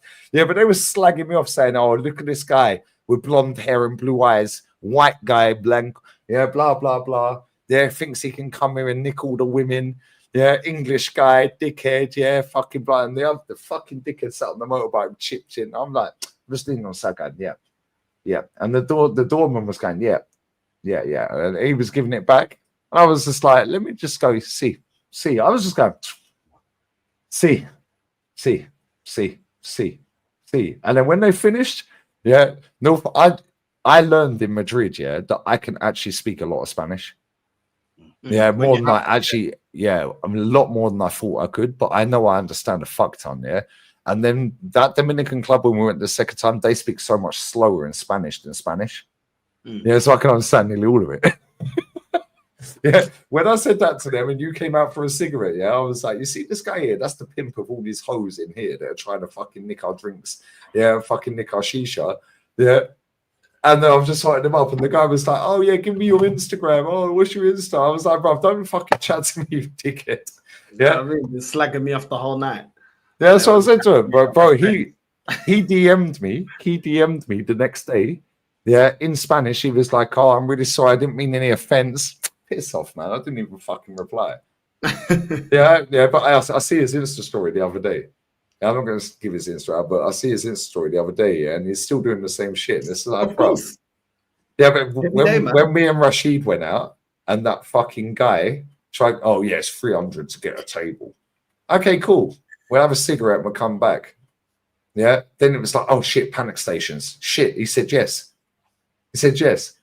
That guy, when I went to pay, yeah, or when I was speaking to him at the till, went after the doorman said 300, said, "Yeah, cool, we'll have a cigarette, we'll come back." Yeah, then when we went in, where the till was, I was speaking to the guy there. He works at Mowgli and he works at Now in Marbella. Yeah, I've got his phone number. Yeah, 800 minimum spend euros. Yeah, for 2 people at Mowgli. He goes, "I'll do you a deal. Yeah, because I work in Madrid for the weekend, but I work in Marbella through the week." There he goes, "I'll do you a deal. 500, 4 people. 500 minimum spend, 4 people, 4 beds." He goes, "It's normally 800 for 2 people, 1 bed." Yeah, he goes, "I'll do you a deal." I got his name. Nano, pick up Nano, bro. Yeah, I can now go. I don't like all these pool parties, bro. Yeah, it's full of fucking final boss Ibiza and that, you know what I'm saying? But yeah, but when you go and talk to people, you can talk to people. Jez can talk to people. I can talk to people. We were talking to the Gambian youths, yeah. We were chatting to them. Yeah, and we're talking to them when we were walking around the stadium. Yeah, when you go and talk to people, networking, yeah, you find shit out. Problem is, most of these dickheads sat on social media. I know you want to rap North here, so I'm going to shut up. Yeah, but most of these people sat on social media that cuss people like us out. They've got no social skills. They don't know how to talk and approach people. I did door to door. You guys do boiler fucking shit, yeah? Like gas engineers and stuff. You had to go and interact with people that you're fixing their boilers for. Yeah, you have to interact with people. I had to knock on doors and speak to people. Well, I don't know who's behind the door. It could be an axe murderer. Yeah. Yeah? They could kidnap me. Who knows? I've been frog marched off driveways left, right, and center. And this is why social media is a blessing and a curse, because social media has birthed a billion, trillion people. Well, not trillion, but a lot of billions of people that have no social skills. So when they see people like you and I, yeah, walking around the Bernabeu, go, "Look at the fucking rack on earth. Look at this, look at that." Yeah, they're like, "Oh, perverts." Bruv, get out of here, man. You man are watching porn. It's jarring, but it's funny at the same time. It's just funny, man. Sorry, I'll shut up. I know you want to go. I know you got work. Now, big up, man. Big up to the both of you. Make sure you're subscribing to Jez's channel and Lee's, and it's in the title of the show. Big up to Anthony. I'm surprised Real you guys. One, by the way. Real one. are shocked about Reinder's ability because as a Milan supporter, I knew he was capable, what he was capable of, and that he fits Pep's style of play like a glove. Baller, bro. Absolute baller. You know what I'm saying? Man. Why can't we scout players like that? Big up to Joey. I'm a proud Arsenal fan and a huge fan of Arteta. Well, that's unfortunate. You need to do better. You're a mutant. Good luck, innit? Good luck. Let's see you in the chat at the end of the season, innit? Because it's fans like you that we don't really, you go quiet at the end of the season. We want to have a conversation at the end of the season. So you do what you want to do, but just don't go high. No, we're having a conversation tomorrow, mate. Me, Kenny, and DJB are on with D-Gal and E-Gal on Potsit's channel. Yeah, Dan texted me and said, "Are you free?" I said, "If a gal's on, I'm definitely free. If not, I'm not."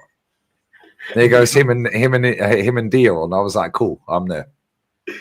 There you go. Big up, bro. Lee Northside. Remember, D said you got good backups. Yeah. Okay, no excuse. Backup dancers. We should beat Liverpool then, innit? In a couple of weeks. Man said that Tony Adams, is a disgrace, and He went like that. Yeah, so-called legend. Cool. Well, D, respectfully, you're younger than me, yes, so hold that. Yeah, and your whole childhood, you were watching Tony Adams lift trophies, mate. Yeah, tomorrow, Dan Potts' channel is going to be fire, bro, because I swear I'm cooking all of them. There you go.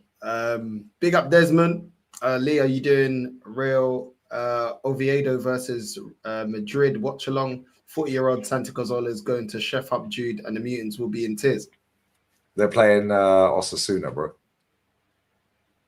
There you go. It's Osasuna. You didn't watch along? I am doing the watch along for Madrid, yeah. But they're playing Osasuna. You didn't watch along. There you go, man. There you go. Listen, big up every single time. Make sure you subscribe to Jez is Arsenal. Link is in the title. Lee Gunner. Lee reacts. There's how far off 10K? I think I'm a few away from 9.4, I think.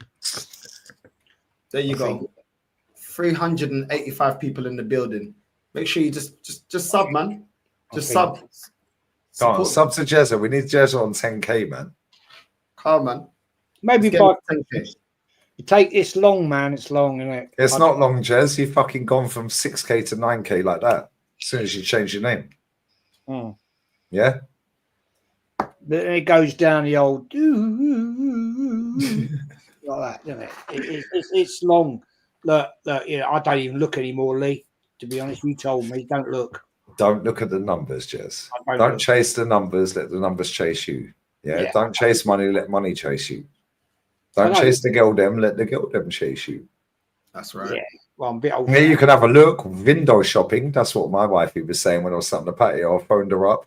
Baby, me and North were outside Madrid for 2 hours, like walking around Madrid for 2 hours, looking at girls with big tits, nice asses, pretty faces. What do we call that, baby? Window shopping. Window shopping. Cool. I said, you're in Bucharest, yeah? See, I'm in Bucharest. That's very true, right? Before we window shopping.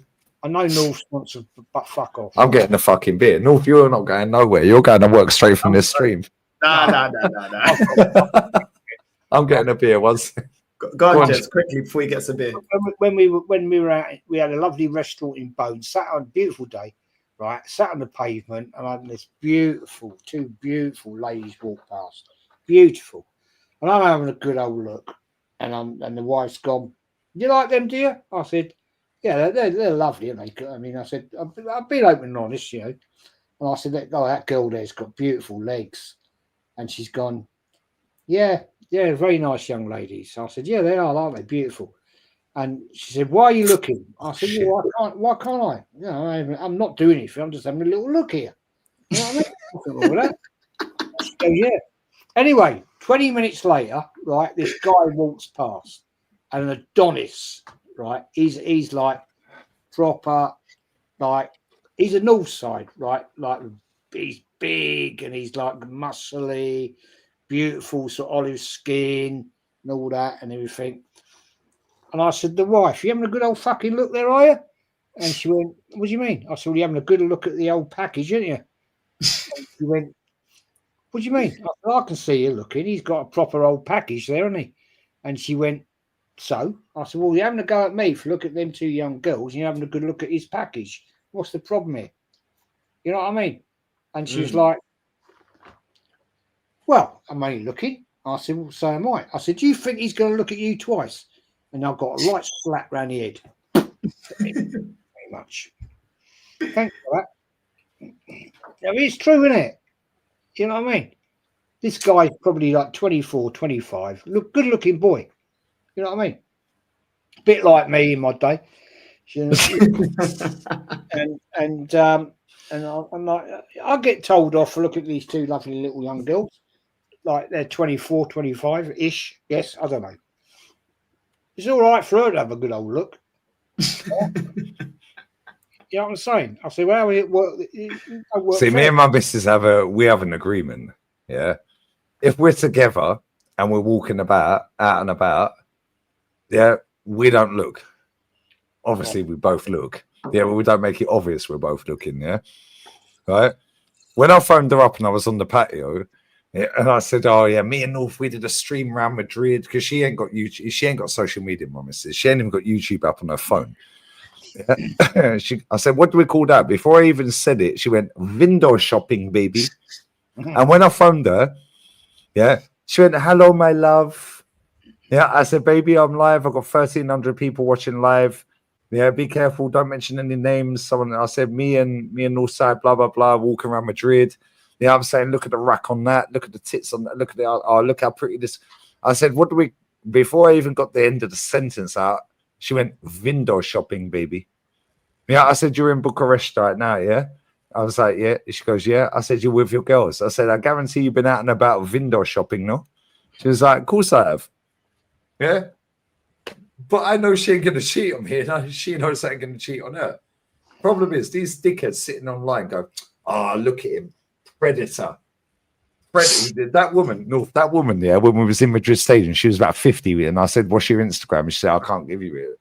Yeah, and as I walked off, and I was like, "Yeah, moody bitch," or something. I said, "Yeah." They thought I said it to her. Yeah, because it makes a great story. No, bruv, shut up, man. Yeah, everyone, if you see something you like, you look. You see a Ferrari, McLaren, Mercedes, like Jeep, whatever it may be, you see something you like, you look. Well, they like Calafiori, and that spins their head. Yeah. So it's what it is. You got no money. You walk in the shopping center. You got no money to buy anything. You're window shopping, no? Yeah. Oh, next month I'll pay for that. Yeah, like, bro, get out of here, man. Yeah, and the mad thing is, yeah, let's say you know that most of these twats that sit on the internet have never drawn girl in their life. They don't know how to talk to adults. They are recluses. But listen, we're going to let North go, Jez, because he's got work and he's been trying to get out of it since I fucking got it because he knows I'll keep him up all night. Yeah, big up. Staffy bounced real quick. He knew what the time was, man. Nah, I'm only joking. Make sure you're liking and subscribing to the panel. Big up to everyone that's locked in. You We're going to redirect to Staffy. Northside. Fuck it, Staffy, give me the link, bruv. I'll fucking hot you up as well. You duck the smoke, bruv. American Waffler, something like that. The show is. Is that with TJ? Yeah, I think it's with TJ. A bunch of them. Yeah. Cool. Let me text Staffy. Yeah, fuck. I've got an hour, bruv. There you go. Yeah, 4 a.m.'s my cutoff, yeah. And Staffy ain't ducking the smoke. Staffy ain't ducking the smoke. There you go, man. We're redirecting. I've got 1 hour. On the way in, we're out. Love. Take care. Out.